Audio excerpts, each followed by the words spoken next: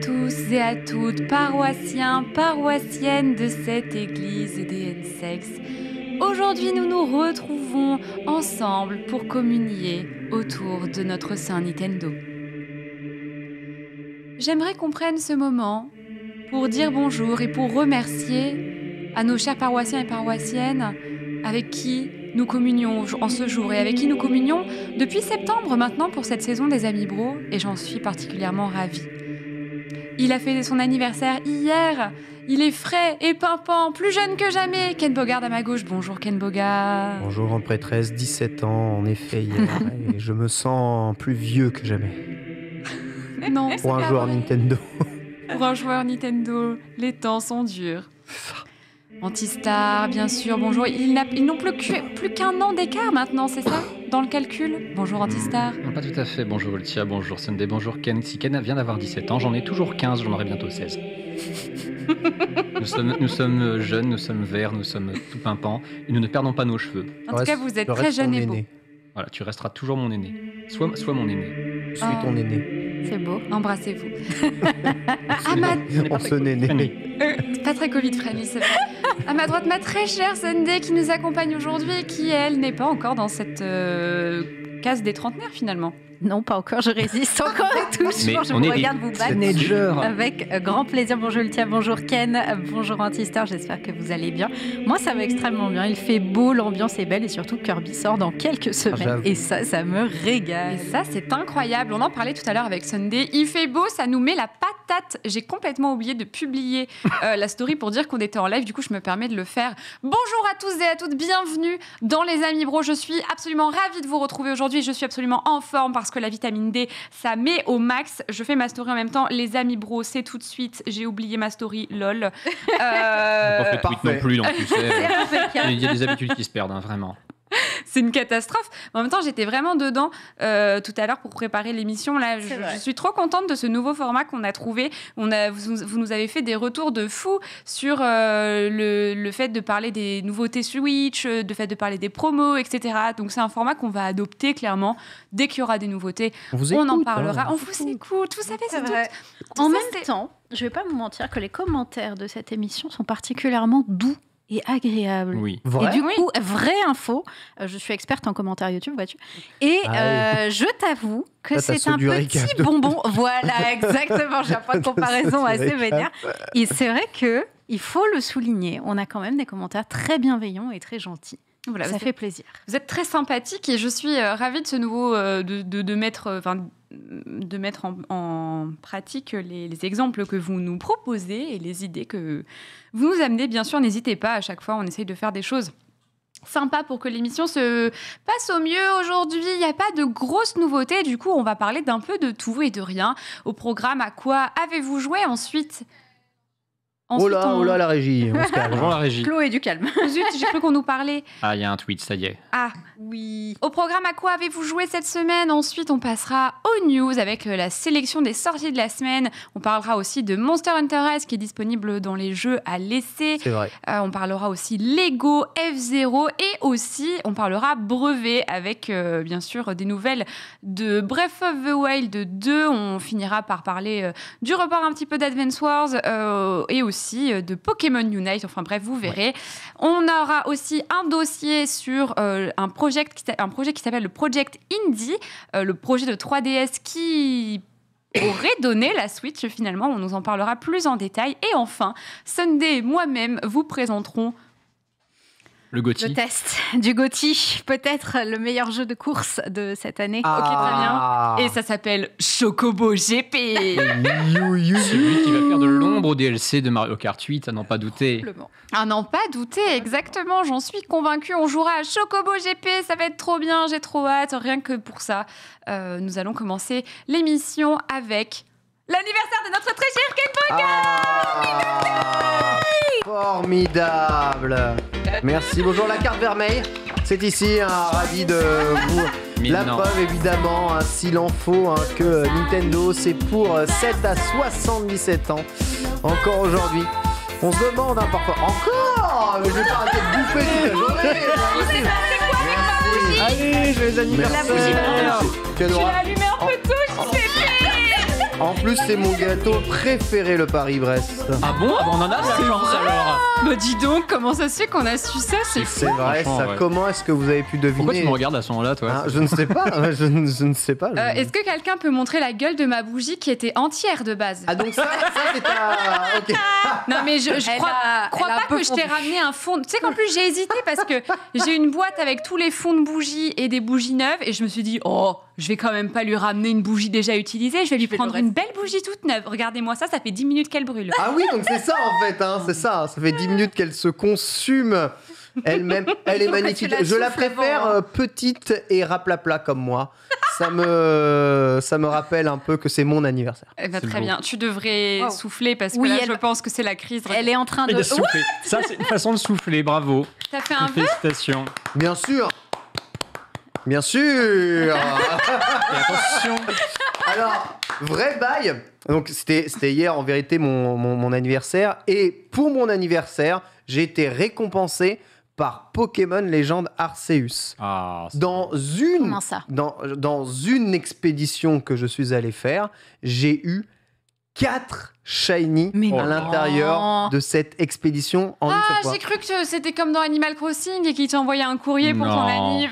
Non, mais avouez que ça ne m'est jamais arrivé de toute mon expérience de jeu. Le jour de mon anniversaire, je lance une fois le jeu pour faire une méga expédition, juste comme ça, histoire de voir. Je repars avec 4 shiny. Incroyable. Qui est l'heureux élu? Vraiment beau. Alors, excellent. Et coup de langue.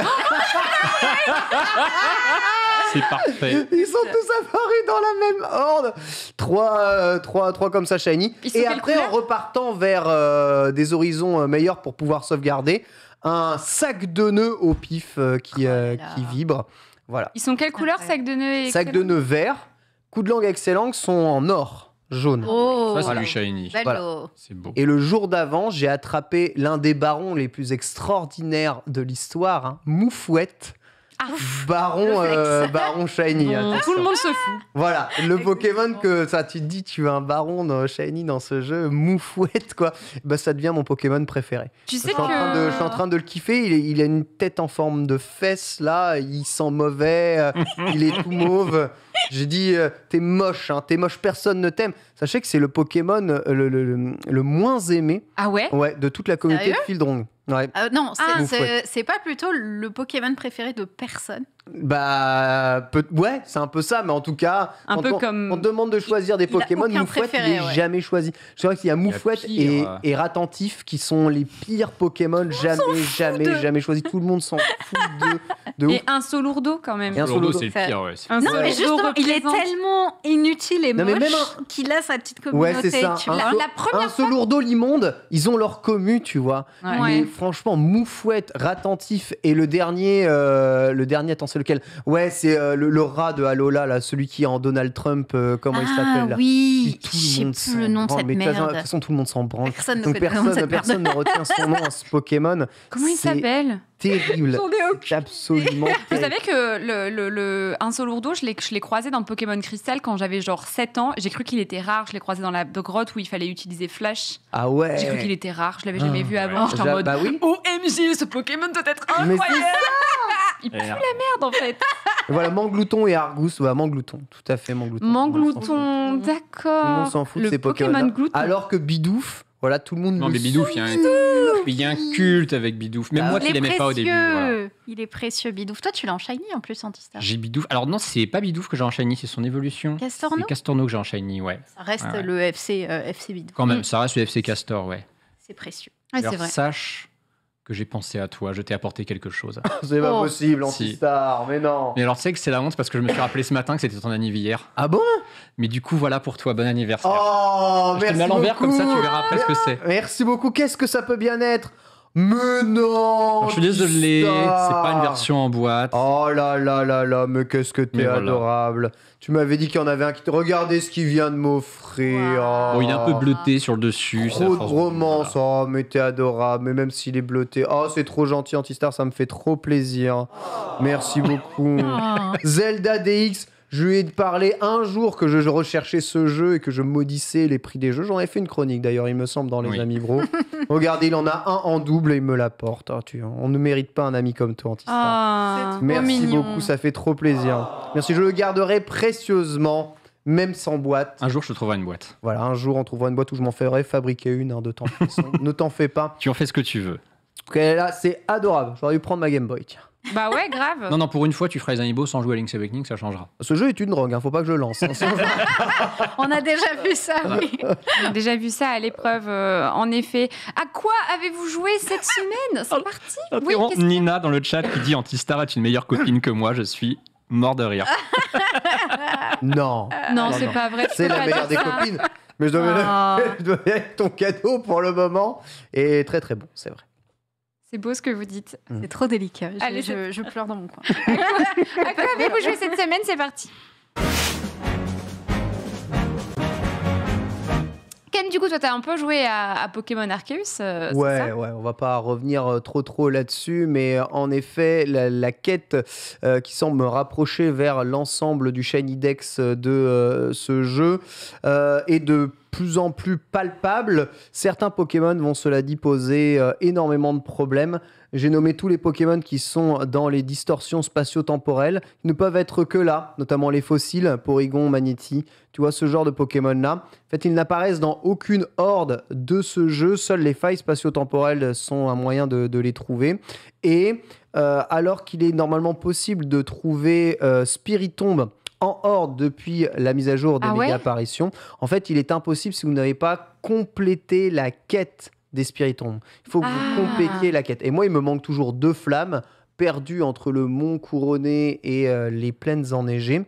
Et voilà, tant que j'aurais pas trouvé ces 2 flammes et débloqué une première fois Spiritomb, je ne pourrais pas aller chasser Spiritomb dans le jeu. Donc voilà, il va falloir que je repasse au pied de fin de nuit 2 maps que j'ai déjà passé 3 fois sans trouver les flammes. Mais comme certains Pokémon n'étaient pas présents dans les hordes, ont été mis via cette mise à jour, j'ai bon espoir que tous les Pokémon qui sont un peu bloqués dans les distorsions spatio-temporelles puissent peut-être être trouvables dans le jeu. On voit ici un peu d'image du Battle Fort, de la Battle d'ailleurs, du Shiny Battle, comme vous pouvez le voir, hein, c'est agressif le Shiny Hunting. C'est comme ça que tu faisais. Je comprends pourquoi ça marchait pas chez moi. C'est ça, c'est bombe gluante, Pokéball, c'est comme ça. Ah, c'est violent. Ouais. Et dès qu'il n'y a plus de Pokémon qui apparaît, tu vas ailleurs et tu continues.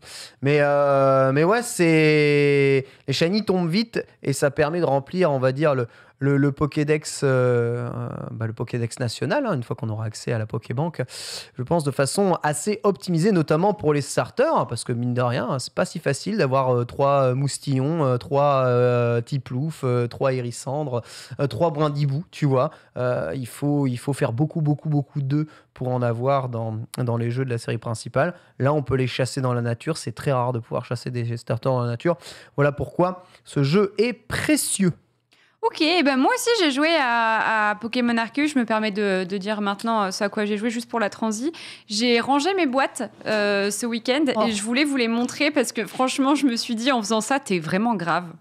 Parce que c'est long à ranger les boîtes, il n'y a pas de système de rangement automatique, c'est vraiment c'est fastidieux quoi. Il faut que tu te mettes l'objectif de le faire et donc ça a dû te prendre pas mal de temps. Exactement, parce qu'en fait quand je suis en live et que je joue à Pokémon Arceus, il y a toujours plein de gens qui sont un peu trigger parce que mes boîtes sont pas rangées, mais en même temps j'aimerais bien qu'on puisse ranger les boîtes comme on range l'inventaire en fait. Clairement, ouais. Et là c'est pas possible.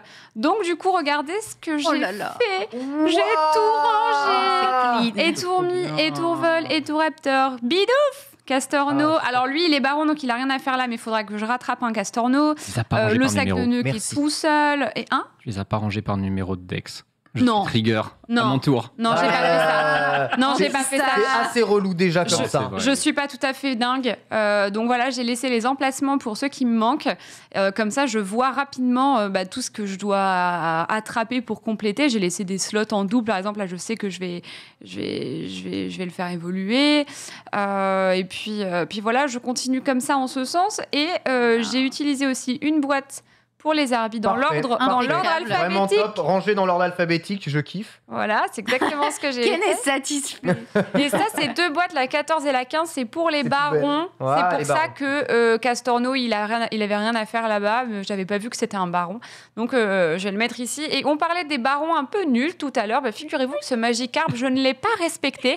Parce qu'en fait, c'est la première fois que je croisais des Magikarp dans le jeu, ou l'une des premières fois en tout cas. J'étais d'ailleurs à dos de mon poisson. Et en fait, je le respecte pas non plus, lui. Et j'étais à dos de mon poisson. Et en fait, j'attrapais tous les Magikarp que je voyais. Et en fait, je les attrape.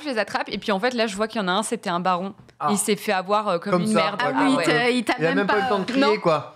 Ah non. Il a regardé avec ses yeux, mais il a toujours l'air aussi bête.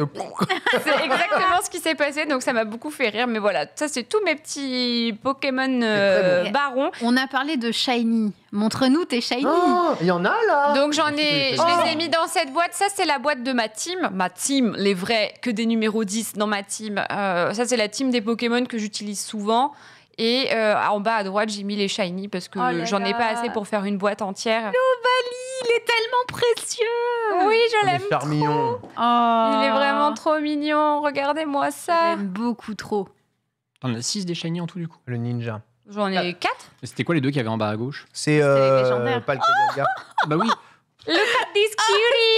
J'ai fondu, il est tellement pur. J'avoue, c'est abusé comme il est mignon, le Pokémon. Look at this cutie. Si tu devais c'est juste une boule avec un gros sourire trop mignon. Oui, il me regarde en plus. Ah, tu regardes maman, mais oui. On te demande de créer la mignonneté. On crée ça. Il n'y a pas de mots pour décrire la pureté de cet être. Oui. Excusez-moi, j'ai fondu. Voilà pourquoi. Donc je ne le fais pas évoluer parce que j'ai pas envie qu'il devienne un vieux K-Morse pourri. Claire. Tu as bien raison. C'est clair. Voilà, donc c'est ce que j'ai fait ce week-end. Vous allez peut-être me dire que j'ai que ça à faire. Bah oui, j'avais que ça à faire. Mais écoute, c'est très bien. Ranger, c'est important. Exact. Exactement. J'ai rangé, boîte rangée est un esprit rangé. Exactement, c'est ça. Moi j'aime ce qui est bien rangé. J'essaie d'appliquer ça pour mon appart, mais ça ne marche pas. Ah merde. Aïe. Qu'est-ce qu'il y a, Antistar? Non, je disais moi j'aime ce qui est bien rangé. Ah Et voilà. j'aime les boîtes aussi. Mais c'est pas dans l'ordre, mais bon, franchement, j'ai Non, fait ce que ça j'ai va, pu, ça va. Antistar. C'est C'était thématique. déjà compliqué. C'est très bien. Voilà. Et donc j'ai fait ça, et puis je continue à m'entraîner à Mario Kart pour le FFS de Zerator qui devrait arriver fin mars. Ça serait donc c'est tout bientôt. J'essaye de m'entraîner à fond. Tu t'en sors quand même un peu? Bah en fait, Parce que Bitel me dit qu'il arrive même plus à faire 200 points. En fait, je progresse de ouf. Genre, je suis meilleure, vraiment. Et je m'entraîne en contre-la-montre, et j'ai vraiment une bonne perf. Enfin, je fais des trucs bien. Je le vois, je le sais. J'ai appris des nisques, j'ai appris, genre là, ce que je vais faire, regardez. Hop, je vais passer à droite. Bim, bon, je me suis pris là. C'est pas parfait, là, je me suis pris 2 arbres, mais je m'entraîne à faire des trucs comme ça pour aller plus vite et pour terminer plus vite, etc. Je m'entraîne de ouf plusieurs fois par semaine. Et je vois que je m'améliore, mais une fois que je suis sur le tournoi de Ponce, c'est la dégringolade. Je fais moins bien que ce que je faisais avant, sans m'être entraînée. Du coup, je suis en pleine remise en question de moi-même. Genre hier, j'étais un peu abattue. J'étais en mode, je n'ai jamais autant... J'ai l'impression d'être cet enfant à qui tu dis peut mieux faire et qui travaille de ouf, mais en fait, il n'a pas des meilleures notes, tu vois. Est-ce que c'est pas que le niveau général est tellement élevé que du coup, tu as l'impression de faire moins bien parce que juste tout le monde est méga fort? Mais en fait, t'as un très bon niveau, mais c'est juste. C'est ce qu'ils me disent dans le chat et c'est ce que Ponce m'a dit hier parce que je lui ai dit désespéré. Pareil, je comprends pas. Je n'ai jamais eu un niveau aussi élevé sur Mario Kart et je ne dépasse pas ce que je faisais avant, il y a des mois de ça. Donc je comprends pas. Mais bon, apparemment, je suis quand même meilleure. Ma première partie de tournoi, elle était bien et vraiment, c'est très satisfaisant. J'ai des bonnes runs et tout. Peut-être ce qui me manque un peu, c'est la gestion des items. Parfois, en fait, vous savez, vous pouvez spammer votre gâchette pour les faire apparaître plus rapidement. Oui. Et moi, j'ai tendance à spammer 1 ou 2 fois de trop et du coup parfois je laisse partir l'item sans faire exprès. Le timing, Voilà, c'est ça. Et après on me dit je crois que c'est à cause du stress dans le chat. Ben franchement pas tant que ça parce que oui c'est vrai je suis stressée mais vous savez même pas à quel point je me focus pendant le tournoi. Vous n'imaginez même pas à quel point je suis concentrée. Tu sais j'ai pensé à toi qui avait tryhard pour le Poké Bingo, tu vois. Ouais. Je suis un peu dans cet état d'esprit. Je suis en mode écoutez. Time to shine, c'est mon moment, je veux le faire et dommage, complètement. Et j'ai trop envie d'avoir le... Ah, je suis énervée là. Bah ouais. J'ai trop envie d'avoir le top 20, en fait. Le top 20 du FFS de Zerator. Donc voilà, le FFS, qu'est-ce que c'est ? C'est le Fight for Sub. Il y a plusieurs streamers qui s'inscrivent autour d'un même jeu pour faire un tournoi. Et la personne qui gagne le FFS se voit offrir un sub par chacun des participants. Donc un sub par-ci, un sub par-là. Plus 100 sub-gifts de la part de Zerator. Donc moi, je ferai jamais top 1, c'est sûr. Enfin, je veux dire, il n'y a pas de feinte. Hein. On a compté la liste des personnes avec que je dépasserai jamais. Il y en a plus de 10. Donc c'est pour ça qu'on s'est dit top 20, c'était une bonne idée. Top 20, tu sais, voilà. C'est fort possible. Hein. C'est fort possible. En plus, je ne sais pas si c'est que entre streamers, c'est peut-être entre personnes un peu moins énervées que le tournoi du dimanche. Donc, mais 100%. Non, mais le niveau sera forcément plus faible qu'au tournoi de Mons, c'est sûr. C'est jouable. En fait, tu vas avoir le sentiment, mais je respire là, comment c'est possible ? Enfin, tu vas l'impression d'avoir tout au ralenti autour de toi. Après, t'être réveillé au sixième sens. Donc, je pense que tu peux y arriver. Ouais. Bah, merci, c'est gentil pour les encouragements. C'est vrai que c'est dur de garder le moral quand tu t'entraînes de ouf et que tu vois pas trop les fruits, mais franchement, je veux y arriver, quoi. On sera là, on t'encouragera. C'est en mode let's go, Ultia! Pour les amis bros! Exactement! Exactement. D'ailleurs, Sunday, toi, ce week-end, à quoi as-tu joué ? J'ai fait pour la biodiversité, moi, ce week-end. J'ai fait 2 jeux ce week-end. J'ai fait le fameux Chocobo GP. Je l'ai testé pour vous. On en parlera plus en fin d'émission puisqu'on va le tester. Eh bien, sache que j'ai plutôt aimé le jeu. Je l'ai trouvé plutôt bien. Juste, il y a un petit point négatif dans le jeu. Petit, hein, bien évidemment, dont on parlera évidemment dans le test. Mais en termes de jeu pur et dur, il est plutôt bien. Et je me suis surpris à quand même plutôt le relancer régulièrement, à refaire des parties et tout. Donc, j'ai bien accroché. L'autre jeu auquel j'ai joué, parce que celui-là, j'en parlerai surtout en fin d'émission. On va y jouer en fin d'émission. On va y jouer, exactement. On va faire des courses. L'autre jeu que j'ai testé, c'est Monster Hunter Rise. Parce que Monster Hunter Rise, il est dispo cette semaine avec le Nintendo Switch Online. Yes. Il est dispo pendant 7 jours gratuitement. Donc, j'avais déjà testé Monster Hunter Rise. J'avais testé la démo. Et avec tout l'amour que j'ai pour la licence Monster Hunter, j'avais détesté la démo. Je la trouvais cauchemardesque. Je trouvais qu'ils expliquaient pas bien. Il y avait trop d'infos dans tous les sens. J'avais trouvé le jeu moche parce qu'il te lance directement dans une mission. T'as pas de cinématique, etc. Du coup, je me suis dit, je vais me refaire une opinion du jeu. Voilà, beaucoup de gens étaient en mode, mais comment tu peux le trouver moche ? C'est un jeu, faut s'accrocher, mais en vrai, il est bien, c'est juste la démo qui est cata. Je me suis dit, je lui laisse une deuxième chance. Je reviens sur le fait que j'ai dit qu'il était moche. Maintenant que j'ai vu des cinématiques, etc., il est absolument pas moche. C'est un régal. Franchement, je le trouve trop bien. Ouais, il est plutôt joli pour de la Switch quand même. Très joli pour de la Switch. En fait, c'est que dans la démo, on te jette dans une mission où t'es loin. En plus, si tu joues en mode portable, vraiment, tu vois rien. T'as des graphismes, on voit, très jolis. Et du coup, ça m'avait donné cette impression de moche. En voyant des cinématiques, ça n'a rien de moche. La DA est trop belle. Enfin, vraiment, je retire sur ça. Il est très beau.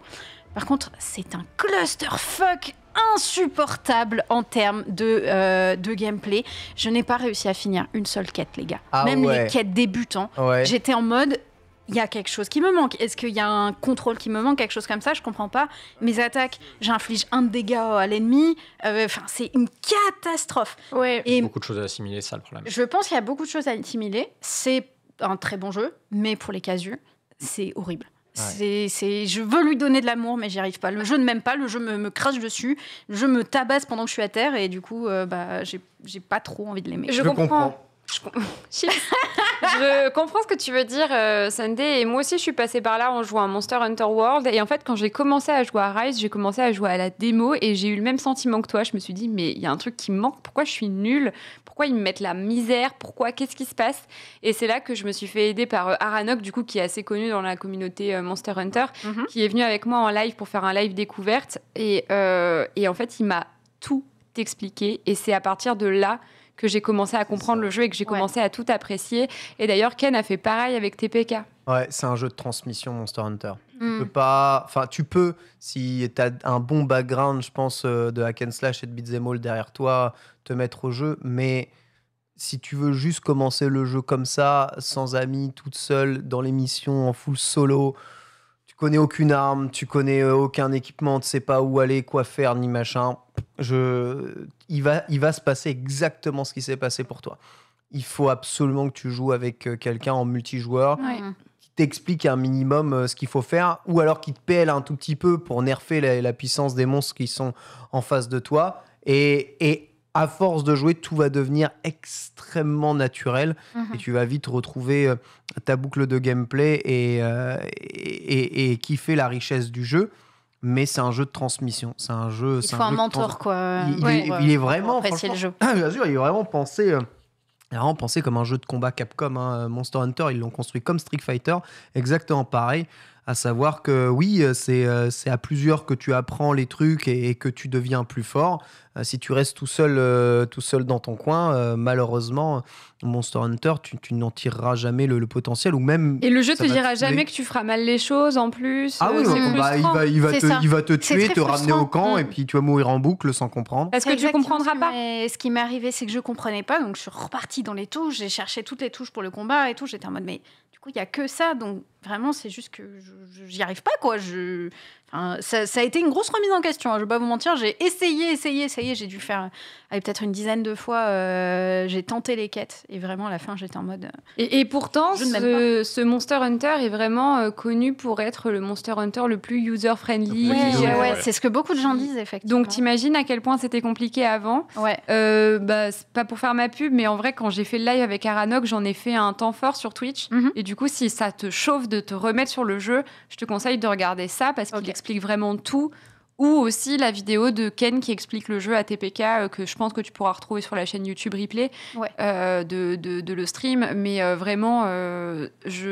vous conseille à 100% de partir sur des vidéos qui expliquent les bases parce que seul largué dans l'univers de Monster Hunter, je peux comprendre que vous soyez perdu. C'est difficile, le tuto est calamiteux, tout est en texte, il apparaît devant toi en fonction des situations, mais en fait, tu fais ce qu'il te dit de faire, mais tu sais pas pourquoi tu fais ça. C'est trop japonais. Mais c'est quand même étonnant parce que c'est un jeu qui a eu une bonne grosse promo sur Switch, c'est une exclue Switch, c'est quand même un best-seller. Monster Hunter, c'est pas un jeu. En fait, c'est un jeu de niche qui se vend ultra bien. Et pourtant, il est pas accessible. Et pourtant, les démos te le vendent pas bien. D'où du coup vient le succès d'un jeu qui est autant de niche et qui est très difficile à vendre et à expliquer aux gens. Le bouche à oreille et le multijoueur Monster Hunter, ça a été un jeu de bouche à oreille. C'est vraiment un jeu de bouche à oreille. Je te rappelle que même Pokémon, son succès, il le doit au bouche à oreille à la base. Oui, il est facile, mais tu comprends. Sans le bouche à oreille, c'est un jeu qui bide. Et c'est les interactions avec les joueurs qui permettent de faire ça. Monster Hunter, alors certains ne seront pas d'accord avec moi, mais moi je pense que si tu es un néophyte de la saga, tu dois pas jouer tout seul à ce jeu. Parce que sinon tu continueras. Au moins tu ne peux pas être introduit seul à ce jeu. Parce que moi je me suis fait aider et puis après j'ai joué toute seule, tu vois. Et après moi-même j'ai fait une session de jeu avec Ponce Rivenzi et c'est moi qui leur ai appris ce que Aranok m'avait appris avant. Et en fait il a raison Ken, c'est que ça quoi. Mais bon, je vois quelqu'un dans le chat qui dit bah dis donc ça donne envie votre truc. Alors oui c'est vrai, comme dit comme ça donne pas envie. Mais c'est super le la transmission jeu est et le cool. partage, c'est très cool franchement. C'est aussi des bonnes valeurs du jeu vidéo que transmet Monster Hunter. Mais c'est vrai que on aurait aimé que le jeu soit accessible comme ça, mais c'est pas possible. Le jeu, il a une richesse d'une vingtaine d'années maintenant derrière lui. Cette richesse, il l'a gardée, même s'il a rendu son gameplay plus souple et il a rendu le jeu plus ergonomique de manière générale dans les menus. Il n'en reste pas moins que c'est Monster Hunter dans sa structure et que tu as des dizaines de mécaniques à connaître, que chaque monstre est différent, que chaque quête est différente, que ça sert des tas de features de ton village qui sont aussi 100% différents. Et que si tu veux tout comprendre tout seul, il faut avoir du temps, un temps complet dessus, quoi, tu vois, mais il faut jouer avec quelqu'un, il faut toujours jouer avec quelqu'un, Monster Hunter. Et du coup, je saurais si je veux me buter un peu plus sur ce jeu, mais tu vois, vraiment, je me disais, je vais lui laisser une deuxième chance et tout. C'était la démo, parce que tu m'en avais parlé avec beaucoup de bienveillance de ce jeu. Tu m'avais dit qu'il était vraiment bien, juste que la démo était pas ouf. Donc, j'ai voulu lui redonner sa chance. Du coup, avec ces infos, je sais maintenant comment l'appréhender et comment lui laisser sa troisième chance. Parce que si tu veux l'aimer, tu veux te chauffer, go, quoi. Il me plaît, tu vois, genre dans sa DA, il est trop bien. Enfin, les armures du jeu sont incroyables, quoi. Et j'ai envie de lui donner sa chance. Donc maintenant, je sais comment le faire. Yes, vraiment tu nous diras parce que c'est vraiment un bon jeu. J'aime beaucoup Monster Hunter Rise et en plus avec Sunbreak qui sort cet été, oui, ça serait chouette que tu puisses t'y pencher.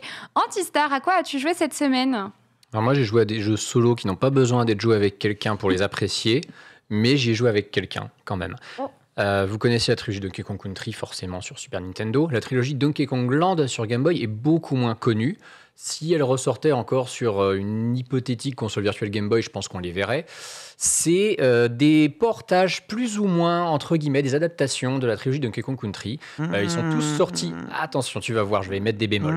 Ils sont sortis tous avec un an de retard, quasiment, par rapport aux versions Super NES.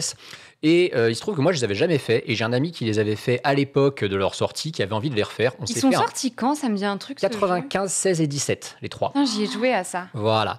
Et avec ce pote qui n'avait pas joué depuis l'époque, on s'est dit on va se les faire ensemble, on va se passer la manette dès qu'il y en a un qui meurt ou qu'on change de niveau. On a donc fait 30 heures de stream sur un week-end à faire ces trilogies à 100, 100 et 103%, parce que le 3 se finit à 103%. Pour un verdict qui est assez inégal, c'est-à-dire que vraiment le moins bon de tous, c'est le 2, clairement. Le 1, ce qui est très particulier, c'est que le 1, vraiment, il prend des libertés par rapport à ce qu'est Donkey Kong Country. Il y a très peu de niveaux qui ressemblent. Le gameplay, c'est le même. Tu alternes entre Donkey et Diddy Kong, tu ramasses des bananes, tu as des niveaux avec des secrets cachés, tu as les 4 lettres KONG. Il y a un truc particulier, c'est quand même que ces fameuses lettres KONG, tu as besoin de les collecter pour pouvoir sauvegarder. Si tu finis un niveau sans les lettres, tu pas de sauvegarde. Ne peux pas sauvegarder. Il y a des secrets comme partout, c'est un jeu à finir à 100%. C'est sympa à faire, surtout qu'il y a des nouveaux ennemis, il y a éventuellement même des nouvelles mécaniques pour atteindre les salles secrètes. Donc franchement, c'est très honnête, c'est un bon jeu Game Boy, vraiment. Un peu fouillis, ça se voit là notamment au niveau des graphismes, c'est très très très riche. Et sur une Game Boy d'origine, c'était, je pense, assez illisible comme jeu. Le jeu est en ça d'intéressant qu'en fait, il peut vraiment être vu comme le DLC de Donkey Kong Country 1. Parce que c'est pas les mêmes niveaux, c'est une trame qui va se suivre et se rajouter un peu en parallèle dans Donkey Kong Country 1 et dans l'univers de DKC 1. Mais c'est vraiment pas le même jeu et il y a des niveaux en auto-scroller, mon Dieu, mais quel enfer. Il y a un niveau absolument abominable dans le jeu. Le 2, alors bon là c'est le 3 qu'on voit à l'écran. Le 2, je reviens très vite fait dessus, c'est le plus feignant de cette trilogie parce que vraiment il s'est dit on va juste faire un portage de Donkey Kong Country 2, bête et méchant, les niveaux seront le même nombre, dans le même ordre, ils auront plus ou moins les mêmes noms, sauf qu'on va forcément les simplifier un peu parce que c'est pas la Super Nintendo et les capacités sont pas les mêmes, mais globalement c'est le même jeu, en moins agréable à jouer parce que c'est du gameplay Game Boy et c'est pas aussi précis, parfois c'est un peu casse-gueule. En fait, il n'y aurait pas Donkey Kong Country 2, ce serait un super jeu. Mais à partir du moment où il y a Donkey Kong Country 2, celui-là ne sert à rien. Le 3, par contre, il a une spécificité. C'est qu'il est sorti... Donc, les 3 sont sortis sur Game Boy chez nous, vraiment la Game Boy monochrome. Donc là, on y jouait sur Super Game Boy pour avoir des jolies couleurs. Le 3 est sorti sur Game Boy Color au Japon. Donc nous, on a fait la version Game Boy Color parce que c'était plus sympa, on avait les jolies couleurs, tout ça. Et le 3, pour le coup, c'est probablement vraiment la meilleure adaptation parce qu'il est à mi-chemin entre on fait un portage fidèle et on prend des libertés. C'est ça. Donc on arrive à avoir des surprises, on est en terrain connu en même temps quand on l'a fait, et en plus, quand on est un gros fan de scoring, pour faire les 103%, on débloque à la fin une grosse surprise qui est des time attacks qui sont vraiment chaud, surtout pour un niveau où il y a un raccourci, si tu le trouves pas, tu sais pas comment le finir dans les temps, et le raccourci est très planqué, on a perdu 2 heures à le retrouver. Mais c'était fun, c'est des jeux qui forcément ont vieilli, je pense que si on a enfin une console virtuelle Game Boy un jour, ça vieillit, ils seront cool à faire quand même pour le fun, mais c'est en dessous de Donkey Kong Country. Tu sais, je sais pas comment tu fais pour revenir sur ces jeux Antistar, je sais pas. Je les ai fait durant le confinement, j'avais appelé ça le Donkey Kong finement. Le Donkey Kong finement, c'est ça.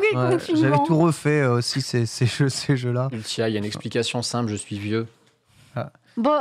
J'ai commencé avec la NES, j'ai appris à jouer à des vieux jeux rigides. Mais moi aussi j'ai commencé avec la NES, mais... En vrai... Il y a un petit plaisir à rejouer à ça parce que c'est dur... Parce que c'est un peu mal fait, tu vois. Après, attention. Est-ce que c'est pas du masochisme Après, attention, Ken. Je rejoue quasiment qu'à des valeurs sûres. Il y a des jeux NES, Game Boy, SNES, c'est des purges abominables. Je n'y retouche plus avec un bâton, c'est mort. Moi, j'aime bien de temps en temps, je m'en fais toujours un par an. Ouais, mais toi, t'es maso. Une grosse purge dégueulasse, j'essaie de le terminer. Et je me dis, tu vois genre ça. Tintin. Tu vois, Johan Verdier, ouais, c'est ça. Voilà. Tu vois, Johan Verdier, le gosse, eh bien, je l'ai terminé le jeu. C'est une revanche passée un peu aussi. Ça. Voilà, je coche des cases. Tu sais, c'est ce genre de... C'est l'émission que tu as oublié dans les précédentes extensions de ta vie. Ouais. tu les refais plus tard. Ouais, c'est des jeux qui t'apprennent la vie, quoi. Par contre, ils rejouaient sur leur support d'origine, c'est mort, jamais j'aurais fait ça. C'est vraiment parce qu'ils ont une compatibilité Super Game Boy ou Game Boy Player pour la version Game Boy Color que c'est sympa de les faire sur un écran. Mais clairement, ces jeux ne seraient jouables que sur une Game Boy, je pense que je ne retoucherais pas. Tu veux te faire fouetter, mais sur un canapé confortable. Exactement, c'est ça. Voilà, je veux bien souffrir, mais l'image. Je veux bien souffrir, mais dans des bonnes conditions. Voilà. Maintenant, je visualise, c'est terrible. Je comprends. Merci beaucoup pour nous avoir expliqué à quoi vous avez joué cette semaine. Et maintenant, on va passer aux news. C'est parti. Comme depuis la semaine dernière, on va vous parler de toutes les sorties à ne pas manquer, qui sont tous les jeux qui sont sortis sur la Switch cette semaine, des jeux indépendants pour la plupart qui sont à ne pas manquer. Sendé. Quelques petites sorties effectivement de cette semaine que je peux vous recommander. La première, c'est Adios. Adios, c'est un petit jeu indé, un jeu à choix où vous avez des cinématiques et j'aime beaucoup le pitch de ce jeu. En gros, vous incarnez un éleveur de porcs qui avait l'habitude de se débarrasser des mecs problématiques de la pègre avec son élevage de cochons. En gros, je vous laisse deviner ce qu'il se passait avec. Et le truc, c'est qu'un jour, vous vous dites, bon, moi, c'est bien, mais les cochons, j'aimerais bien faire autre chose avec ça. J'en ai marre de m'occuper des trucs de la pègre. Donc, on va faire autre chose. Tu veux les manger ? Non, je n'ai pas dit les manger, juste tu peux élever des cochons, faire des courses avec, des concours de beauté de cochons, etc. Je ne dis pas que c'est dans le jeu, mais je vous donne plein de possibilités d'utilisation des cochons autres que de manger des cadavres. Du coup, évidemment, les mecs de la pègre, ça leur plaît pas trop en général quand vous leur dites désolé, mais en fait moi j'arrête de bosser avec vous. Et du coup, forcément, vous pouvez imaginer qu'ils sont pas trop du même avis que vous. Et donc tout le principe du jeu, c'est ce jeu à choix, ce jeu à conséquences, où vous essayez de vous sortir de là, et avec des conséquences plus ou moins terribles. C'est un jeu du coup qui est déjà sorti sur PC Xbox et il sort le 17, donc dans 3 jours, c'est ça. Dans 3 jours sur Nintendo Switch, et il coûte combien ? Il coûte 14 €. Bon petit jeu sympathique si vous voulez tester cette semaine. Il s'appelle Adios. Adios, exactement. Le deuxième jeu qui sort cette semaine que je peux vous présenter, c'est Who Pressed Mute on Uncle Marcus. Bonjour, ici nous faisons des cours d'anglais. Quel accent incroyable. C'est un mix de français-anglais assez conceptuel, un peu comme ce jeu en FMV. Donc je ne sais pas si vous connaissez les jeux en FMV. C'est un peu des trucs d'un autre temps. C'est pour ça qu'on connaît. Peut-être que c'est pour ça. Je ne saurais me prononcer. Du coup, c'est un jeu où vous incarnez Abby, une jeune fille qui va participer à un quiz qui est organisé par sa mère. Et en fait, vous apprenez que votre oncle Marcus a été empoisonné. Et du coup, vous allez devoir enquêter pour trouver qui est le coupable, qui est le membre de votre famille qui a empoisonné oncle Marcus. Donc voilà, c'est un jeu. Et c'est avec des vrais films Ouais, complètement. C'est des vraies vidéos, quoi, littéralement. C'est un jeu FMV, mais moderne, assez clean. Et c'est marrant, c'est la première fois que j'ai vu un jeu qui intégrait comme ça t'as dit quoi, ça s'appelle FMV. Ouais. La première fois que j'ai joué à un jeu comme ça, c'était Myst 3. Il y avait pareil des séquences de films à l'intérieur du jeu et j'avais été surprise, quoi. Je trouve ça toujours super bizarre. Ouais. À chaque fois, ça me fait bizarre, ouais. Il y avait Super Séduceur qui est dans cet esprit-là. Ouais. Un très bon jeu. Non. Non. non. Terriblement cringe. Terriblement cringe, effectivement, à prendre au second degré. Surtout, pitié, ne refaites pas ça, il n'y a rien à garder. Ce n'est pas des bons conseils. Du coup, Who Pressed Mute on Uncle Marcus, il est dispo à partir du 18 et il est actuellement à moins 10% si vous voulez l'acheter. Donc, il est à 11,69 € sur le eShop. Et enfin, dernier petit jeu, je l'ai sélectionné pour toi, Antistar, celui-là. Oh. C'est Inukari Chase of Deception. C'est un jeu de plateforme rétro en pixel art où vous incarnez du coup un sauveur de la forêt, littéralement. En gros, on est dans un monde où il y a plus grand monde qui respecte la nature et vous allez amener le respect, justement. Vous allez venir restaurer l'ordre et la paix et reconnecter avec la nature. Donc il y a 24 niveaux, 3 mondes, voilà, DA tout en pixel art. Avec une bande-son 8 bits, pardon. Il y a des renards. Peut-être qu'il y a des renards. Bon, en vrai, un truc sur la nature, il doit y avoir des renards. C'est con quand même. Surtout que les renards, on en a tellement de jeux maintenant. Il y a un rat, là. En vrai, il y a des petits rats. C'est là déjà. Il y a des petits rats, mais le héros, même je me demande, on dirait une sorte de renard. Bah ouais, un petit renard argenté. Regarde, c'est complètement un renard. C'est un renard. C'est complètement un renard. Ok, j'achète. C'est bien ce qui me semblait. Eh bien, tu peux l'acheter à partir de 18 et il est à 8 € sur le e-shop. Régale-toi bien. Mais en plus, j'ai plein de points sur l'e-shop, donc. Eh ben, parfait. Voilà. Et oui, parce qu'en plus, en parlant de renard, il y a Tunic qui sort bientôt le 16 mars 2022, mais pas sur Switch. Quel dommage. Oui, on est tous abattus en fait. Pourquoi il sort pas sur Switch mais en fait, je comprends pas parce qu'il me semblait en plus avoir vu ce jeu dans un Nintendo Direct Indies. Oui, mais pas du tout, je l'ai rêvé en fait. Ouais. C'est une exclu Xbox PC pour l'instant. Ouais. Bon. Attends, quoi? C'était pas dans un direct? T'es persuadé d'avoir fait dans un indie? L'effet Mandela. Plein de jeux avec des petits renards, mais pas Tunic sur Switch. Il n'a jamais été annoncé sur Switch, le jeu. On a vu des exclus PC Xbox arriver sur Switch après. Hein. Regardez Cuphead, regardez Ori, pourquoi pas Tunic? C'est un jeu qui est beaucoup pubé sur Xbox, Tunic. Donc, je pense qu'il sera dispo sur le Game Pass Day One. Je pense aussi, ouais. La démo était très, très, très intéressante. Par contre, c'est un jeu beaucoup plus redoutable qu'il n'en avait l'air. Oui, carrément. C'est-à-dire qu'il ressemble à un Zelda-like, mais il a la difficulté d'un FromSoft. Hein. Ouais, c'est plus ça. Ouais, il est tendu. En tout cas, le jeu a l'air vraiment, vraiment très chouette. Tunic, on aimerait bien qu'il sorte sur Switch. On verra. On verra bien. En tout cas, il y a un autre jeu aussi, avant de terminer sur les sorties Switch, il y a un autre jeu qui s'appelle Time Loader, qui est sorti depuis le 10 mars 2022, qui coûte 14,99 €. C'est un jeu de puzzle et de plateforme. Alors oui, j'ai complètement oublié de le mettre dans le runner, on l'a rajouté un peu au dernier moment, désolé. C'est un jeu de puzzle et de plateforme basé sur la physique. En fait, c'est dans les années 90 que ça se passe et vous incarnez un petit robot. Regardez comme il est beau. Vous voyagez dans le temps, vous êtes envoyé en mission par l'inventeur du robot qui s'appelle Adam. Et en fait, vous devez modifier les événements passés pour réparer un tragique accident survenu pendant son enfance, comme vous pouvez le voir. Et voilà, donc avec ce petit robot, vous allez explorer les environnements, vous allez aussi améliorer votre robot, vous pouvez manipuler le temps, changer le passé, etc. Bon, après, c'est possible que vous ayez des répercussions dans le présent, comme l'implique tout voyage dans le temps. Et voilà, il y a une très belle ambiance dans ce jeu et une très grosse nostalgie des années 90, surtout si, comme nous tous autour de la table, en fait, on est plus ou moins né / grandi dans ces années-là. Du coup, c'est toujours chouette pour la nostalgie. Ken a 17 ans. C'est vrai. C'est vrai. Ken a 17 ans, je suis est un désolé. enfant des 2000. Pardon. Désolé d'interrompre, Des mais 2010. voilà, Ken est un millénial. My bad, c'est vrai. D'ailleurs, je fais un TikTok. Regardez, on dirait un peu Chibi Robots. Il est trop mignon. Moi, il me plaît bien, je l'aime bien ce jeu. Il est joli, franchement. Ouais. Voilà, Time Loader qui est déjà disponible, qui coûte 14,99 €. Si vous le testez, n'hésitez pas à nous dire parce que moi, j'ai pas vu beaucoup de monde en parler, alors que je trouve que le jeu a l'air vraiment cool.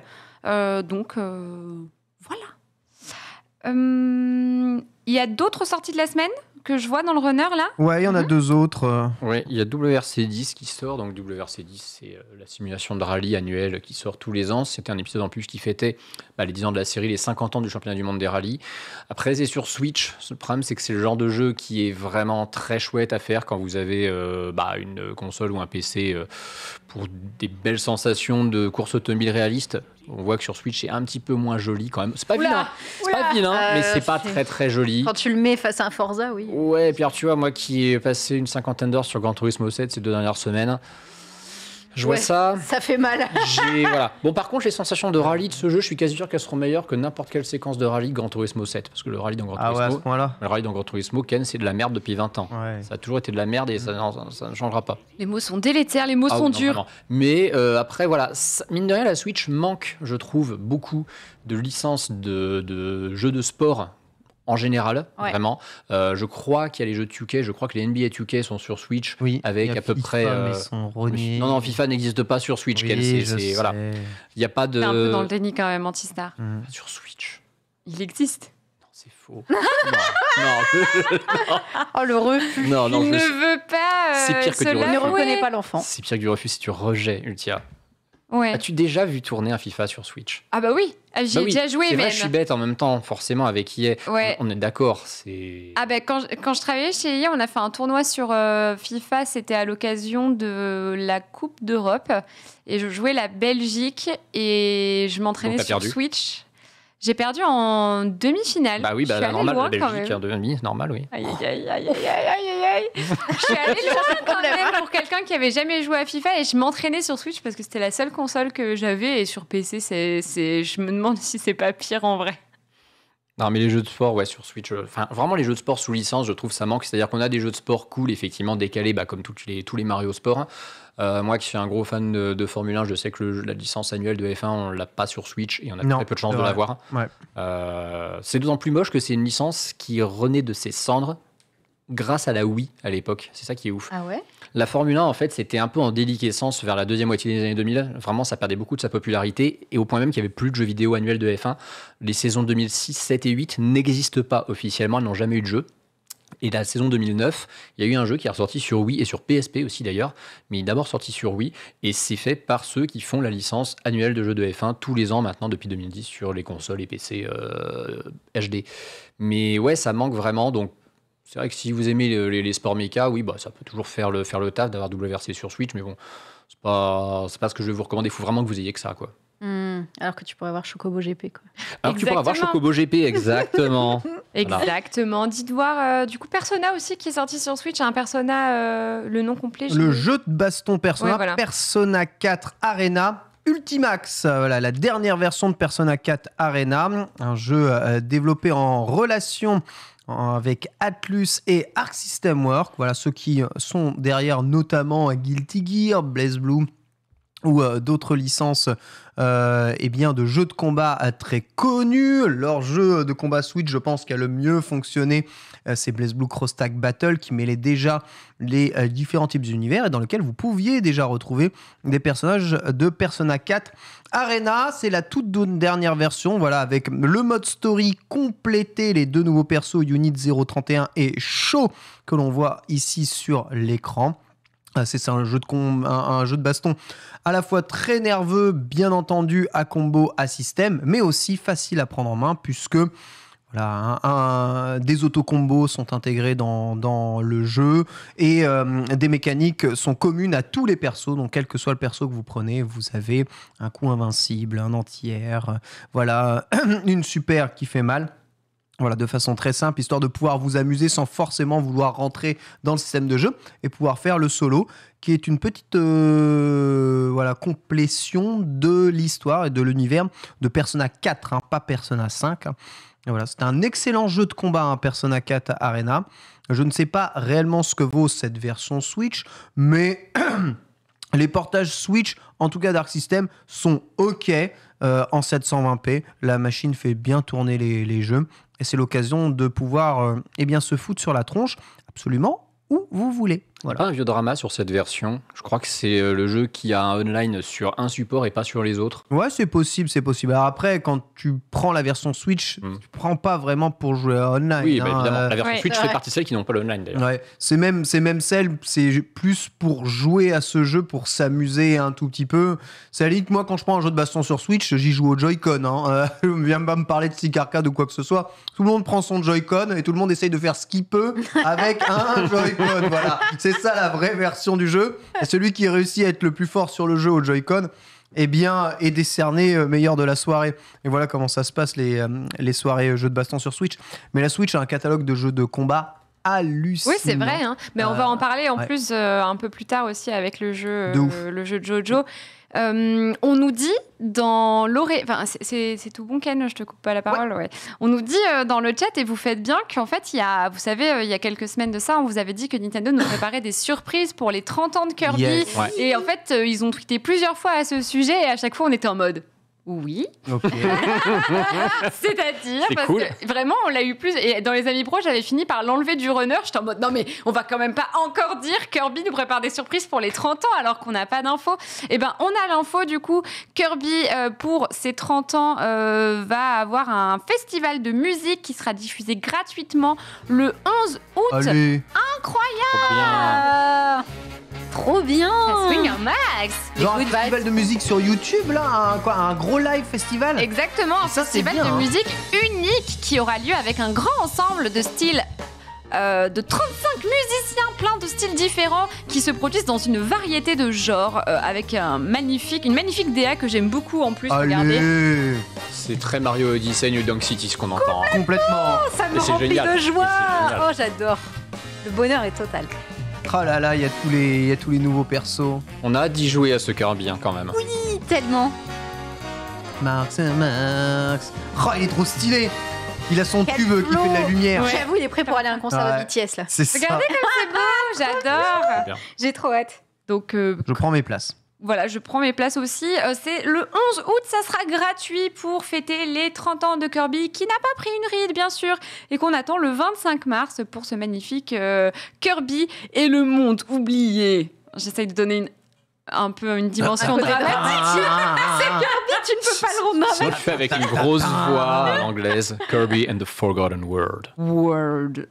Voilà. On dirait Elden Ring là. Ouais. Avec cette voix Elden Ring, tu vois les images, tu fais moins Non, Elden Ring. Kirby c'est le méchant, il faut remettre un peu Kirby ça, est méchant. cette vibe, s'il vous plaît, quoi. Kirby est un monstre, vraiment. C'est à côté, les scénarios des Shin Megami Tensei sont des scénarios angéliques. De ouf. Voilà. D'ailleurs, Shin Megami Tensei, qui est sorti en novembre, je crois qu'il n'a pas fait Ouais. plus de bruit que ça, finalement. Bah, il s'est vendu C'est auprès trop des gens de qui niche, l'attendaient, quoi. peut-être, non? Oui.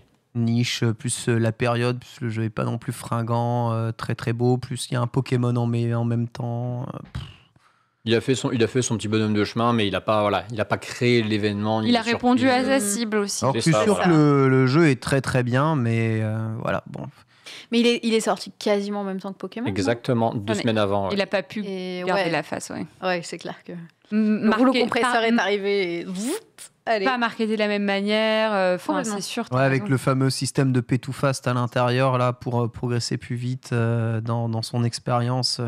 C'est toujours les bails. Je ne sais pas. C'est dur en tout cas pour un JRPG de s'imposer sur Switch. Je pense qu'il n'y a que Xenoblade qui peut réellement arriver à faire quelque chose et à se faire une petite place vers les million sellers. Pour le reste, c'est compliqué. J'ai appris que Xenoblade Chronicles 2 c'était moins vendu que ARMS. Non. Bah, ARMS, c'est plutôt bien vendu quand même. Ouais, mais ça m'a étonné. C'est 5 millions plus. C'était l'un des ARMS. premiers jeux de la Switch en plus. Ouais. Du coup, il y avait un peu Mais que ça. Il est un peu vu comme un bid ARMS, parce que c'est un jeu dont on s'attendait à ce qu'il y ait du suivi longtemps comme un Splatoon, et honnêtement, il a vécu quoi, 1 an et demi à tout casser. Bah, ARMS, c'est la team Mario Kart qui est derrière le jeu. Ouais. Donc c'est un gros projet AAA de chez Nintendo. Donc Bah, oui, des jeux du évidemment qu'il a été ressenti comme un bid, le jeu. Ils voulaient en faire la nouveauté du party game, le jeu de combat Nintendo qui ne soit pas Smash vraiment. Ça devait être ce jeu. Je pense pas qu'on reverra la licence. Et pourtant 5 millions, c'est pas non plus un énorme bid, mais tu vois, il aurait fallu que l'on fasse 10 quoi. Ils feront Legs après. Legs. Ça sera du meilleur goût possible. Je sais pas. Il y a beaucoup de possibilités si tu pars comme ça. En tout cas, on nous dit dans le chat que le Shin Megami Tensei qui est sorti sur Switch, là, c'est le jeu le plus vendu de la licence. Bon, ça m'étonne pas non plus parce que la Switch possède une immense base installée de consoles et donc forcément les ventes vont un peu avec. On a notre image complètement biaisée par les ventes hallucinantes de certains jeux, mais c'est pas la vraie vie, tu vois. Il faut se reconcentrer un peu sur la vraie vie. Le truc, c'est que ce Shin Megami avait quand même des ambitions, je pense, un peu plus fortes que celui du 4 ou même du 3 à l'époque. Donc, demi-déception quand même. Mais comme Astral Chain, Chain. Astral Chain, qui est quand même un très bon jeu, mais c'est vrai que pareil, ça n'a pas su percer, sortir de sa niche. Les nouvelles licences, c'est dur pour les nouvelles licences. Complètement. C'est vrai que c'est compliqué. Monster Hunter Rise est disponible dans l'offre des jeux à essai. Complètement depuis le 11 mars et jusqu'au 17 mars. Vous pouvez tester comme moi Monster Hunter Rise sur votre Switch gratuitement si vous avez le Nintendo Switch Online. Et bien du coup, armez-vous d'un ami avec vous. Vu nos recommandations de début d'émission, vous savez comment appréhender le jeu pour l'apprécier. Vous pouvez du coup récupérer le jeu et votre sauvegarde sera transférée si vous achetez le jeu par la suite. Donc comme ça, vous pouvez commencer votre aventure, tester, vous aimez, vous n'aimez pas et récupérer ensuite le jeu qui est d'ailleurs en promo, il me semble, tiens. Exactement, il est en promo à 39,99 € au lieu de 59,99 €. Je pense quand même que vous allez dire dans le chat forcément, et vous aurez raison, qu'en grande surface, ça fait un petit moment qu'on le trouve à ce prix. Je ne sais pas s'il y a eu la baisse de prix définitive de la part de Capcom sur Monster Hunter Rise. Je pense pas, parce que c'est pas eux qui s'occupent de la distribution des jeux Switch. Donc je pense pas qu'on le trouve non plus à 39,99 € en baisse de prix définitive, je parle. Donc voilà, au moins, vous l'avez pour 39. Je pense que c'est aussi un moyen pour Capcom. Sera officiel, je pense, à la sortie de Sunbreak. Parce que souvent, maintenant, ce qu'ils font, c'est qu'ils sortent Sunbreak comme une version complète, mais Sunbreak est une mise à jour. Donc, en fait, dans l'achat de Sunbreak physique, tu as tout le jeu. Tu as Rise et Sunbreak dans le jeu. C'est ce qui était le cas quand tu voulais acheter Iceborne. Voilà. Tu avais tout le jeu à l'intérieur, quoi.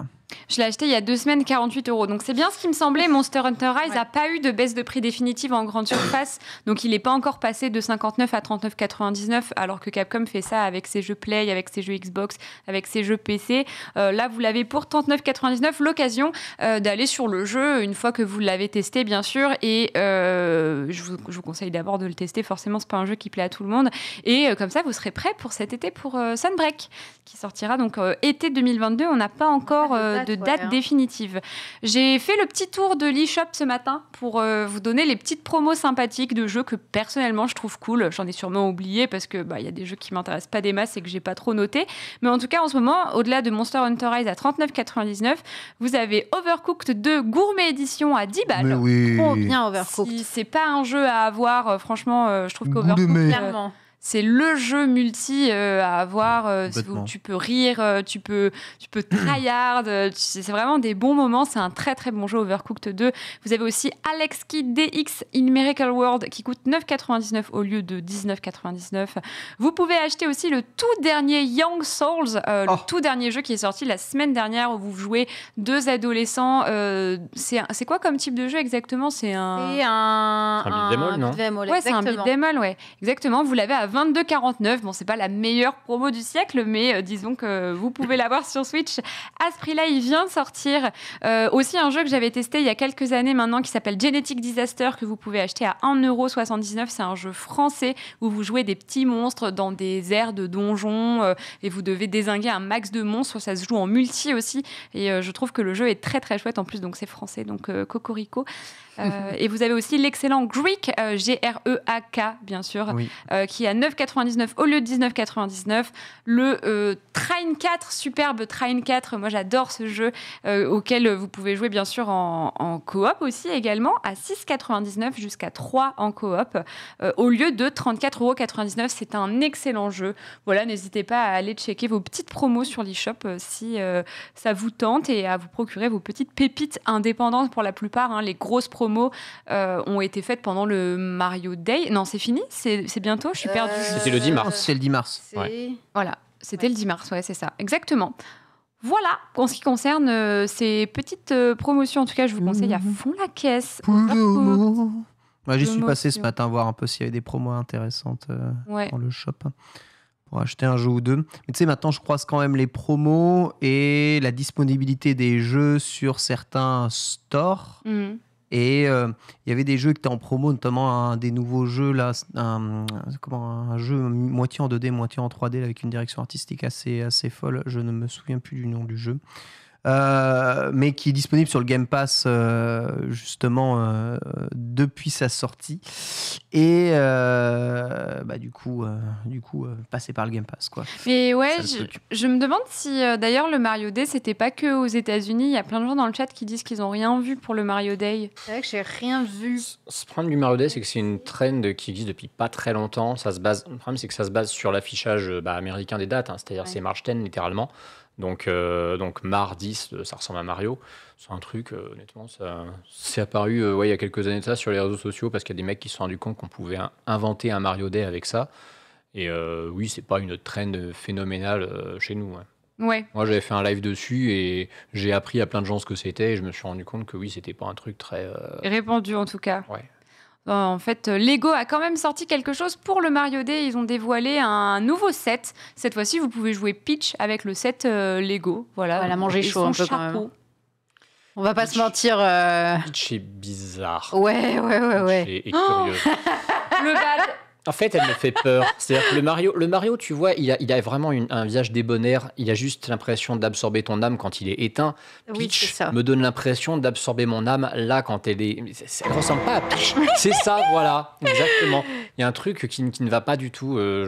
Cette Peach me fait peur. Cette Peach est une prédatrice. Au secours, je ne la veux pas. Je ne la veux pas dans ma collection. Le frère Marteau a l'air beaucoup plus gentil. Je suis désolé, moi j'ai envie d'être pote avec lui. Peach, elle me fait peur. Complètement. Voilà. Il est pas mal, le frère Marteau, là. Il est bien, ouais. Todd, ça va. Il est trop bien. Il est trop réussi. C'était la nif de mon neveu, je lui ai acheté un kit, là. Je lui ai acheté celui où il y a Nessie. Le dinosaure de Mario 64, ouais. Oh, mignon. Voilà. Il kiffe, hein, il a toute une étagère avec plein de trucs Lego comme ça, donc... Mais là, c'est vrai que, j'avoue, ça donne pas trop envie de jouer avec elle. Vraiment pas.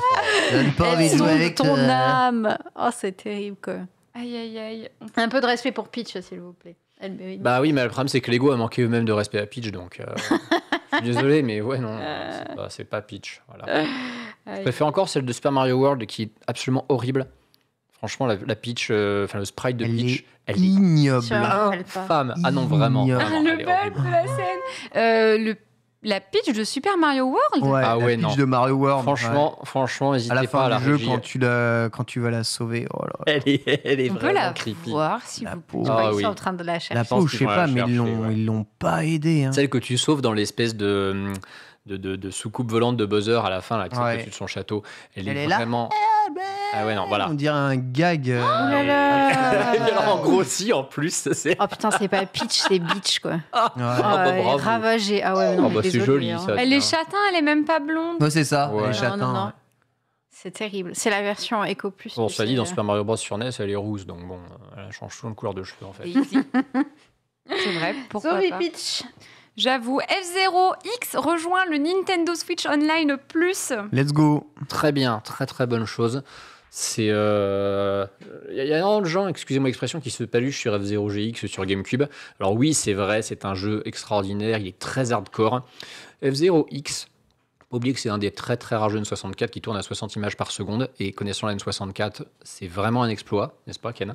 Ouais, ça c'est vrai. Et ça c'est vrai. Il est surtout, honnêtement, beaucoup moins difficile que F0GX. Je dis pas que c'est un jeu plus agréable à jouer, parce que bon, ça a quand même pas mal vieilli. Ça a mieux vieilli que Mario Kart 64, en vrai, hein, surtout quand il joue sur le Switch Online. Ah oui, carrément. Mais par contre, c'est très étonnant parce que c'est un jeu où vos vaisseaux vont beaucoup glisser.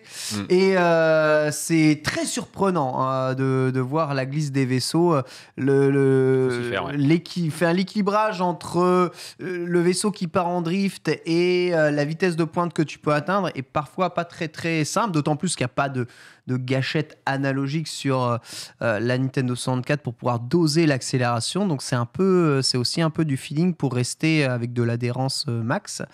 Mais voilà, ça reste un bon jeu. Moi, j'ai beaucoup joué à ce jeu-là. Sorti en 98 du coup.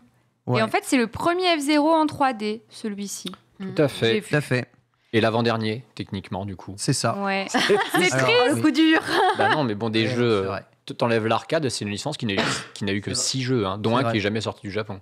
On vous rappelle que ce jeu, vous pouvez y jouer que si vous avez le Nintendo Switch Online Plus. Et cette fois-ci, je ne me ferai plus jamais avoir. J'ai fait, dans mon petit carnet, un petit encart dédié à l'explication du Nintendo Switch Online. Quand même, parce qu'à chaque fois qu'on doit en parler, on est en mode, alors non, c'est 19,80. Attends, non, ça... Et en famille, c'est... Non, ça, c'est le normal. Donc, j'en ai eu marre. J'ai fait une infographie sur mon cahier. Je ne me laisserai plus avoir. Donc, le Nintendo Switch Online Plus coûte 39,99 € pour 12 mois. Oui. Et si vous êtes en compte famille, donc jusqu'à 8 personnes, vous pouvez vous partager le compte. C'est 69,99 €. Donc, 70 divisé par 8. Ken 60... T'as dit 79 ou 69 69,99. Donc, ça fait 70. J'ai dit 78, c'est ça? Ça fait 8,5. 70 divisé par 8. 70 divisé par 8, 8,6. ça fait 9 environ. Ouais, c'est ça. Moins, c'est entre 64 et 72. C'est moins de 9. Ouais. Donc, pour 9 balles chacun, vous avez en compte famille, si vous êtes 8, hein, bien sûr, le Nintendo Switch Online Plus. Et vous pouvez jouer à F0. Non, par an, ouais. Ouais, par an, c'est ça. Ouais, exactement. Et vous pourrez jouer au DLC de Mario Kart 8. Aussi. Parce qu'ils sont inclus dans cet abonnement et ils sortent ce vendredi. Aussi, et au DLC de Animal Crossing. Et au DLC d'Animal Crossing également. Aussi. Voilà. Il y en a des choses là-dedans. En tout cas, si vous avez des questions sur le Nintendo Switch Online Plus... Maintenant, t'as tout. Hein. N'hésitez pas. N'hésitez pas, j'ai fait une infographie, je vous en reparlerai à chaque émission parce que... en même temps, c'est tellement compliqué ce bousin que heureusement que t'es là pour nous remettre parce que mais vraiment, à chaque fois, on est en mode non, attends, 2 secondes, ok, c'est trop chiant, ça m'a saoulée. Maintenant, c'est écrit, gravé dans le marbre. On a tout pour 39,99. Alors, excusez-moi. 39,99, oui, c'est si vous êtes en solo. Et après, 69,99, c'est si vous êtes à 8. Voilà, j'ai pas de famille ni d'amis. Je dois payer plus cher, scandale. Aïe. En vrai, franchement, là, c'est dur. je ne saurais vous inciter à parler aux inconnus, mais si vous rejoignez des Discord et que vous faites des amis, tout ça, c'est l'occasion. Moi, je sais que les gars avec qui je suis pour mon offre de famille, c'est un pote à moi que j'ai trouvé en tapant Splatoon sur Twitter en 2014 ou en 2015 en jouant à Splatoon sur Wii U.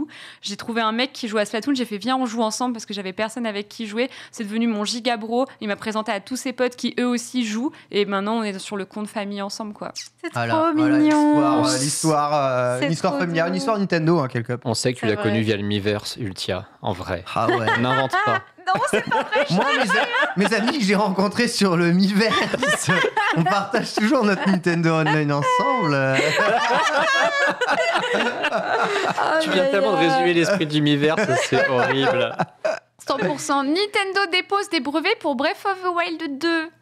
On y croit à mort. Le brevet, ça c'est un sujet qui t'intéresse, toi qui viens d'avoir 16 ans. Oh le mec alors ça c'est vraiment méchant.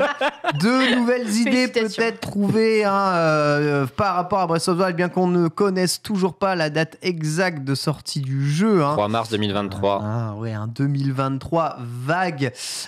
Ici, certains brevets déposés avec des images montrant notamment des gestions de physique ou de double physique dans différents types d'environnements. Voilà ce que l'on pourrait voir. Des accessoires aussi pourraient interagir avec votre personnage. Et comme on peut le voir dans le deuxième schéma, merci beaucoup ici, une barre temporelle pourrait être amenée à redistribuer ou en tout cas rembobiner certains objets.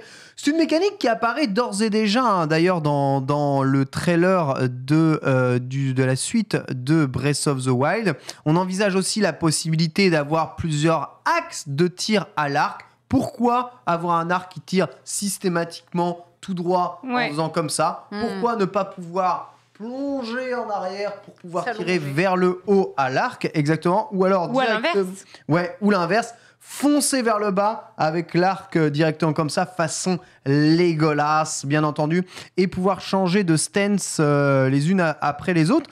Des idées de gameplay, ma foi, qui ont l'air de rien du tout, mais sont quand même assez innovantes parce que et là je reprends notamment le gameplay à l'arc, à partir du moment où on commence à parler de liberté, de verticalité dans les jeux, finalement, un gameplay à l'arc, et on le voit la plupart du temps dans Horizon, notamment Forbidden West, à part le fait qu'on puisse glisser, le gameplay à l'arc, c'est le gameplay à l'arc. Alors oui, tu peux ralentir le temps quand tu sautes, mais globalement, tu as toujours ta stance de l'arc où tu es systémalement dans le même sens et où tu envoies tes flèches globalement en direction de l'ennemi tout droit sans vraiment pouvoir changer de position folle. Après, on a un peu moins le sens de la chute libre. Mais voilà des idées qui sont proposées. Encore une fois, ces petits brevets qui nous rappellent vraiment à quel point la mécanique temporelle sera au centre de ce Breath of the Wild 2. Mécanique temporelle que l'on pouvait voir dans des jeux comme Braid, notamment, qui a basé la totalité de son gameplay sur le fait de pouvoir rembobiner le temps, le fixer ou pouvoir déplacer le temps dans différents sens au niveau de différents objets. Ici, on le voit ici. Cette façon de fixer, de remonter le temps. Pareil ici au niveau de la Gloutte 2. Voilà, exactement. remonter le temps et retourner à un point initial. Qu'est-ce qui agira ou qu'est-ce qui n'agira pas sur ce temps, on le verra. C'est fou ces brevets quand même, parce que tu te dis, est-ce que vraiment, je sais pas, j'y connais pas grand-chose, mais genre, il y a un autre jeu qui veut faire un Gugus et qui utilise son arc sur le dos, et en fait, il se fait niquer parce que Nintendo, il a déposé le brevet. Je sais pas du tout. Je pense que c'est plus une histoire le fait de changement de stance. Je sais pas si, en fait, ils sont très prudents, parce qu'il est vrai que après Breath of the Wild, beaucoup et de leurs mouvements et de leurs univers et de leurs trucs se sont fait un peu copier à droite à gauche, ou si c'est juste en fait un dépôt d'idées pures et dures pour ne pas qu'on leur pique une idée avant qu'elle ne sorte, tu vois. En mode, bah non, je suis désolé, votre archer, il se déplacera pas comme ça. On a eu l'idée du déplacement de l'archer comme ça. Sincèrement, je ne sais pas où ça en va. Vous savez, des fois, il y a des brevets qui sont déposés pour tout, n'importe quoi et rien. Et il y en a d'autres qui sont aussi déposés pour brouiller énormément de pistes. Oui, c'est vrai qu'il y a des brevets pour brouiller les pistes. C'est vrai, c'est vrai. Donc, ça ne veut pas forcément dire grand-chose. Le fait est que la confirmation, que la mécanique temporelle joue un rôle important dans Breath of the Wild 2, je pense qu'elle est quand même bien présente. En tout cas, vous êtes nombreux à me parler dans le chat de Split avec 3i qui permet de partager les abonnements pour pas mal de trucs. Donc, pour revenir un petit peu au Nintendo Switch Online. Donc, moi, j'ai jamais testé, donc je sais pas. Mais si vous êtes intéressé, partagez vos abonnements. Et ben, apparemment, vous pouvez le faire via Split avec plusieurs i, 3i, je crois. Voilà, je sais pas trop comment ça marche. Donc, si c'est un truc d'arnaque... Excusez-moi. La photo chat. Désolé, je vous recommande une arnaque. Je me dédouane. L'enfer. La garde. Diofield Chronicles a été annoncé sur Switch. Tout à fait, c'est lors du State of Play, les annonces PlayStation, que Square Enix a montré Diofield Chronicles, un nouveau tactique RPG dans un univers médiéval fantastique avec deux mécaniques assez intéressantes, puisque dans ce tactique RPG, vous retrouverez 3 grandes maisons ou encore 3 grandes cités, 2 qui sont en guerre depuis toujours, une plutôt isolée qui est la Suisse et représente la paix, mais voilà, dans cette paix, on va dire, millénaire, des conflits vont commencer à naître, et peut-être bien que le mal ne vient pas forcément des pays extérieurs, mais du pays dans lequel vous êtes. Bref, vous allez partir en quête pour aller taper des armées entières dans un nouveau gameplay de tactique RPG. Encore Square Enix, encore un tactique RPG, à mettre à la liste nombreuse des RPG, tactique RPG, etc. Ce jeu aurait pu être présenté dans Nintendo Direct aux côtés de Front Mission, le reboot, Live Alive, ou encore Chrono Cross Remaster.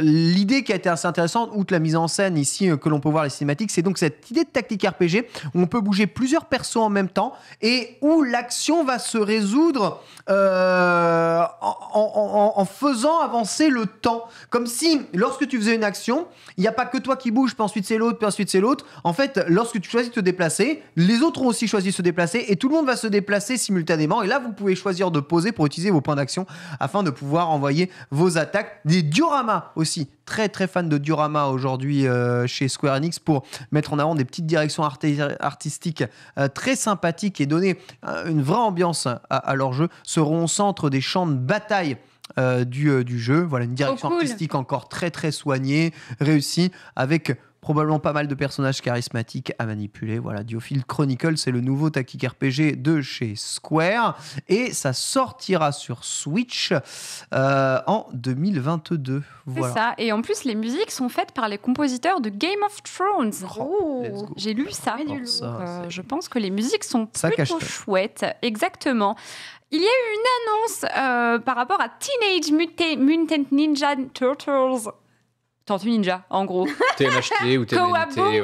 Kawabunga Collection. Exactement, ça c'est trop cool. Débarque sur Switch. C'est encore un coup du State of Play, c'est assez marrant parce que dans le State of Play, donc on s'attend à voir effectivement une nouveauté PS5 dont on sait qu'elle sortira aussi sur PS4. Là, et tu vois une image d'un jeu Game Boy en noir et blanc au tout début, qui était Fall of the Foot Clan, qui était excellent d'ailleurs sur Game Boy. C'est une compile avec beaucoup de vieux jeux Tortue Ninja. Il y a évidemment le cultissime Teenage Mutant Hero Turtles qui était le jeu culte du niveau du barrage, forcément, qui a fait rager tellement de gens. Mais c'est plein en fait de vieux épisodes sortis sur arcade, sur vieilles consoles Nintendo et Sega. On a notamment le Turtles 4, Turtles in Time, qui est un des meilleurs jeux de la Super Nintendo. Bien sûr, on a le Tournament Fighters aussi. Enfin, beaucoup de jeux. Il y a une liste de 13 jeux en tout. C'est édité. Je vois quelque chose. Qu'est-ce que tu as vu ? J'ai vu quelque chose, Antistar. J'ai vu Tortue Ninja sur NES. Alors, j'ai vu Tortue Ninja sur NES et le trauma, ça va être l'occasion de le refaire. Peut-être que le jeu aura une fonction rewind comme tout bon émulateur et que ce niveau deviendra très simple. Il l'aura, voilà. Il a la fonction rewind et la fonction save state. Voilà. Et ça sort courant 2022 pour 39,99 sur plein de supports, dont la Switch.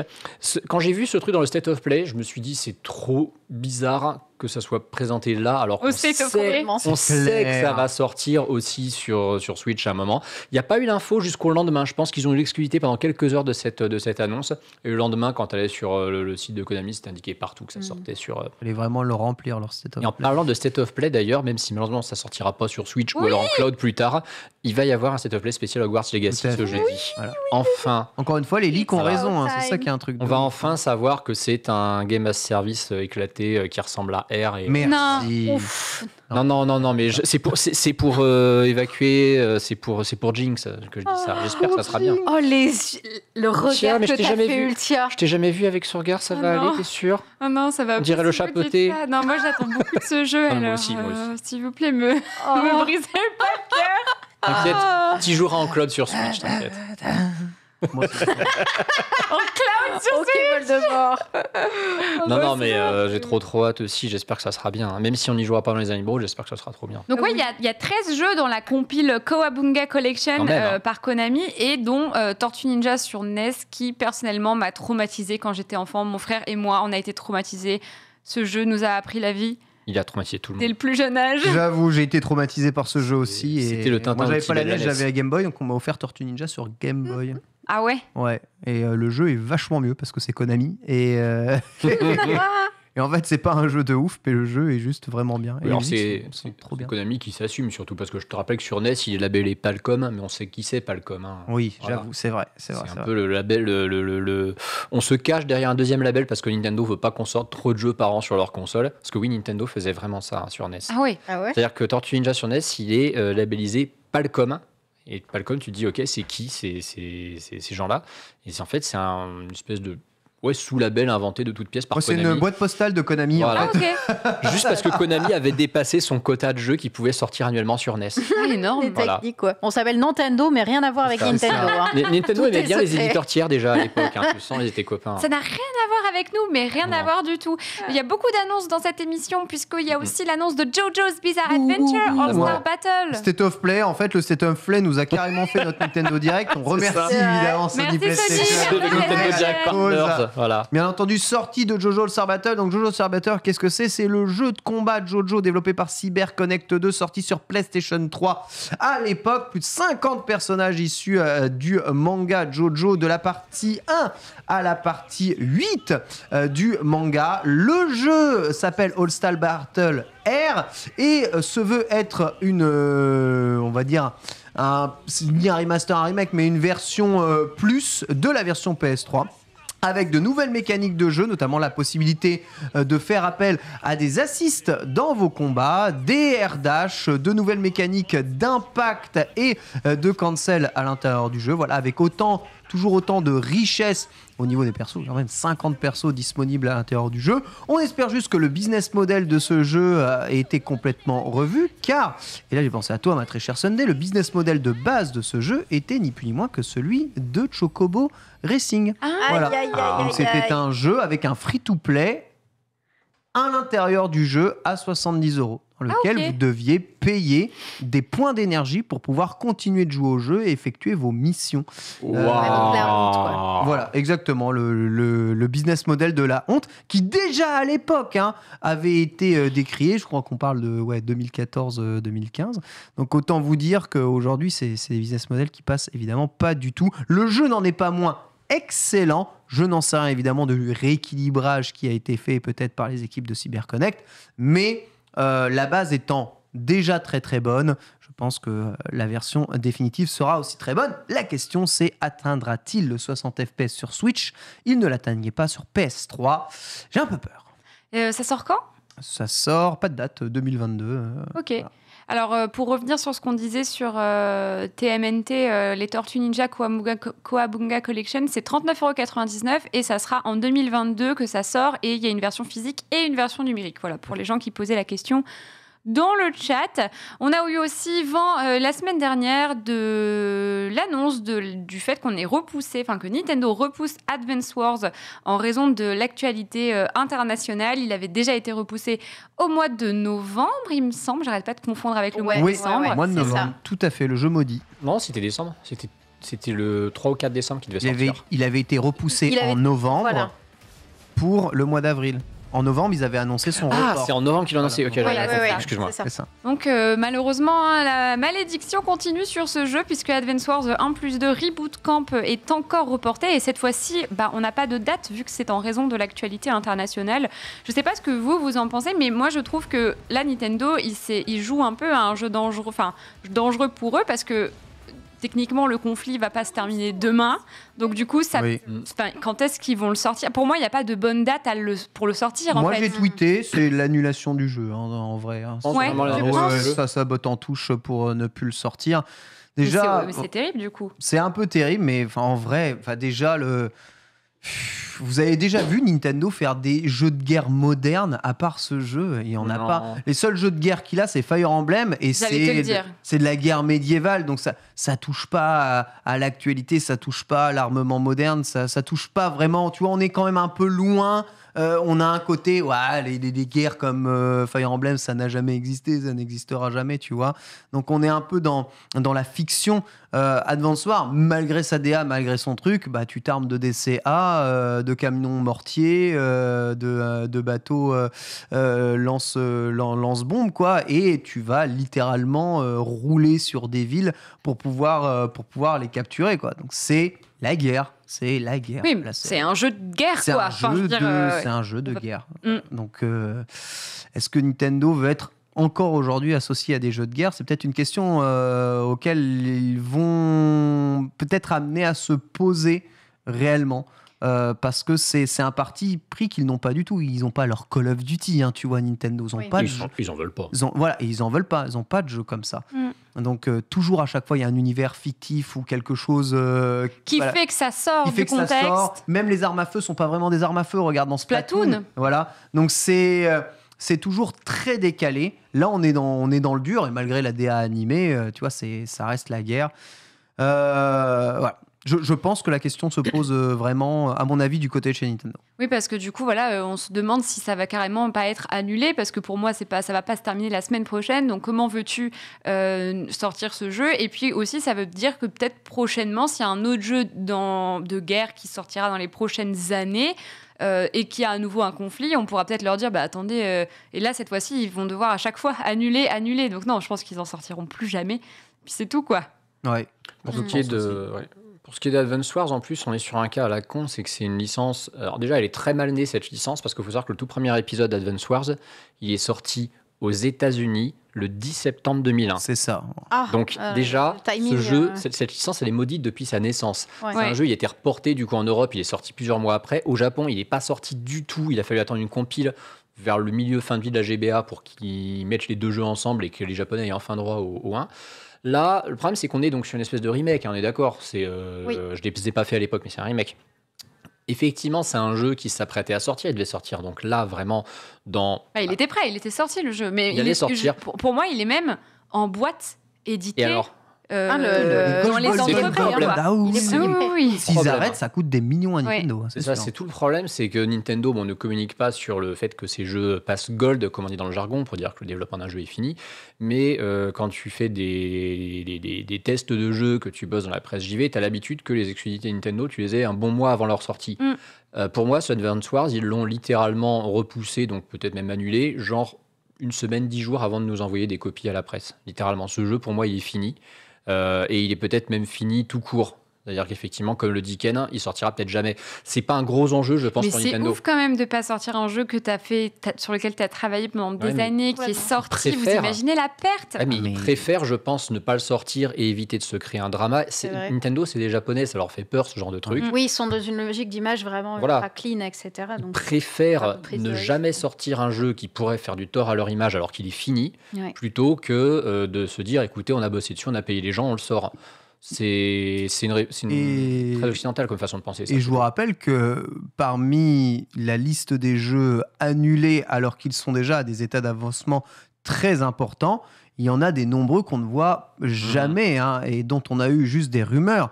Je vous rappelle que rien que l'annulation, le reboot complet de Metroid Prime 4, annulé et annoncé par Nintendo, est un truc qui a coûté très très cher à Nintendo. Le jeu tel qu'il était, a été détruit et ils sont repartis de zéro pour refaire un jeu au complet. C'est pas la première fois qu'on entend parler de ça, ou de jeux qui ne sortent finalement jamais. Je sais plus quel Wario Land là tu me parlais qui était jamais sorti ou d'autres jeux F0 Virtua Boy qui est terminé, qui n'est jamais sorti. Star Fox 2, bon, ils l'ont ressorti plus tard après, mais le jeu il était terminé. Ils n'ont jamais sorti. Voilà, pour se concentrer sur la Nintendo 64, il y a avant que Final Fantasy VII sorte, la moitié du jeu avait été développé sur Nintendo 64. Donc, autant vous dire qu'ils ont dû reboot tout le jeu. C'est assez fréquent. Là, c'est un peu unique. Ça fait mal au cœur pour les devs. De voir un jeu Gold. Ouais, ça fait mal au cœur. Bien sûr, ça fait mal au cœur. Après, pour les précommandes aussi. Non, il était dispo en précommande. Oui, bon, après ça, les précommandes juste... tu les reporter indéfiniment, tu vois. Même si je suis triste pour les devs, bon, ça reste quand même le remake de 2 versions GBA qui existaient déjà, tu vois. Je suis plus triste pour les devs d'Ubisoft qui voient un projet sur 2 ne pas sortir, tu vois, et travailler 5 ans dessus sur des choses qui sortent pas. Tu vois, je suis triste pour eux. Là, bon, c'est des choses qui arrivent, c'est compréhensible après l'événement. Ça ne veut pas dire qu'il va pas sortir le jeu, mais franchement, comme tu as dit, c'est quoi le bon timing, quoi. Il y en a qui disent peut-être qu'il va sortir comme ça sans aucune communication. Il va pop un jour sur le Nintendo eShop. Vous dites ça dans le chat. Il y en a qui disent aussi que c'est uniquement pour leur image. Pour moi, c'est une certitude. C'est même uniquement pour ça. C'est la seule raison, parce que c'est sûr que c'est bien sûr, mais je pense que ça pose quand même des problèmes, des dilemmes de logique d'entreprise et d'image d'entreprise à Nintendo. Je pense que vraiment l'idée de le jeu de guerre doit-il encore exister chez Nintendo, c'est vraiment une vraie question. Je pense que c'est une question qui vont, à mon avis, se poser. Vraiment. Puis ils temporisent sur l'annulation. On sait que les Japonais n'aiment pas dire non. Oui, ils ne disent jamais non. Voilà. C'est pas du tout le genre d'un éditeur japonais de l'importance de Nintendo de dire ce jeu est annulé. Ils vont temporiser de ouf. Je dis pas qu'ils vont limite espérer qu'on l'oublie. Le problème, c'est que s'ils font ça, c'est qu'ils connaissent pas les joueurs, ils connaissent pas Internet. Mais ce jeu, à un moment, effectivement, si ça se tasse, attention, ils l'ont pas reporté en disant on le reporte à, je sais pas, au 3e trimestre. Il n'y a plus de date, il n'y a plus de fenêtre. Pour moi, il n'y en aura pas de date parce que ça va pas se terminer demain. Il va pas y avoir un message qui va dire écoutez, tout est réglé, la situation, on va sortir Advance. Mais non, dans un an, on y est encore. Et puis c'est un jeu qui, entre guillemets, n'est pas nécessaire, entre guillemets. C'est effectivement un reboot d'un vieux jeu qui, en plus, a pas l'air de beaucoup hyper les gens qui aiment pas sa DA. C'est pas comme un jeu, je dis n'importe quoi, mais ça peut être n'importe quel reboot, remake ou suite d'une licence qui elle est méga appréciée, qu'elle fasse polémique ou pas du fait d'un contexte. Il y a Trunks qui l'attendait, il y a des gens qui l'ont précommandé. Voilà. D'ailleurs, vous en faites pas, vous serez, je en vois quelques-uns se soucier du remboursement. C'est évidemment vous serez remboursé pour la précommande eShop. Ah oui, ça c'est certain. D'ailleurs, je savais pas que tu étais débité avant que le jeu sorte. Moi non plus, mais c'est quelqu'un qui demande ça dans le chat, donc je sais pas. On voit des gens parfois qui disent, alors pas sur ce chat-là, mais j'ai eu plein de gens sur Twitter qui disaient dans ce cas-là, annuler les Call of Duty. Le problème, c'est que les Call of Duty sont notoirement connus pour servir un peu de propagande à l'armée américaine aussi. Donc bon, sans rentrer là-dedans, mon très cher Antistar, c'est pas les mêmes images d'entreprise, c'est pas la même vision d'entreprise. Nintendo a une vision très bon enfant, familiale, de jeu entre guillemets pour tous. Ils peuvent faire des jeux un peu plus pour adultes, tu vois, et c'est souvent le cas de certains Fire Emblem ou même Xenoblade, des jeux comme ça. Mais ça reste toujours très grand public et dans une image, une image très très japonaise. Et pourtant, Ken, Miaous, oui, la guerre. C'est vrai. Voilà. Avec Lucas, à un moment, c'était indispensable. On avait dit qu'on parlait pas de Pokémon, Mais parce que j'ai casé Miaous, c'est ça. Tu Voilà. as invoqué Miaous et nous devons parler de Pokémon. Retenez-vous dans le chat. Non. Il arrive sur Pokémon Unite. Mais oui. Miaous. Mais qui Non, pas Miaous. Ah, merde. Encore mieux que Miaous. Non, c'est pas possible. Non, ça va. avec Azumarill. On n'a pas du tout d'extrait de gameplay ou quoi que ce soit. On peut juste On vous a dire, quelques images. Voilà, on a quelques images. Aquajet, incroyable. Trop mignon. Donc voilà, ce sera très probablement le prochain Pokémon qui va Câlinerie. rejoindre Pokémon Unite. Si vous n'avez pas encore retouché au jeu, peut-être Hydroqueux. qu'il vous donnera envie de remettre les patounes dessus. Moi, en tout cas, trop hippie. Le tien, je crois que Je l'adore. aussi, Je suis une très grande fan d'Azumarill. Je suis allée jusqu'à la ligue avec. Je l'aime. Il encaisse tous les coups. C'est mon tank préféré. Je l'adore. Je l'adore aussi, hein. Vive Azumarill, bien sûr. Exactement. Il nous reste que 30 minutes. Du coup, on va. À moins que tu voulais dire un truc Non, on précis, peut le. Ken. Non, on peut reporter tout ce que j'ai à faire pour la semaine pro. Hein, Non, mais on va passer au dossier. D'accord, ok. Ouais, on va Ouais, passer le au dossier dossier. qui est léger.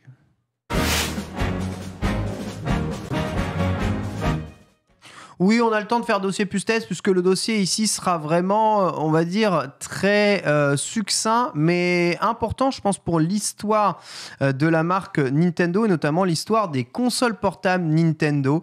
En effet, eh bien, certains insiders ont pointé du doigt le fait que Nintendo prévoyait bien de sortir une console portable juste après l'extinction de la 3DS. 3DS.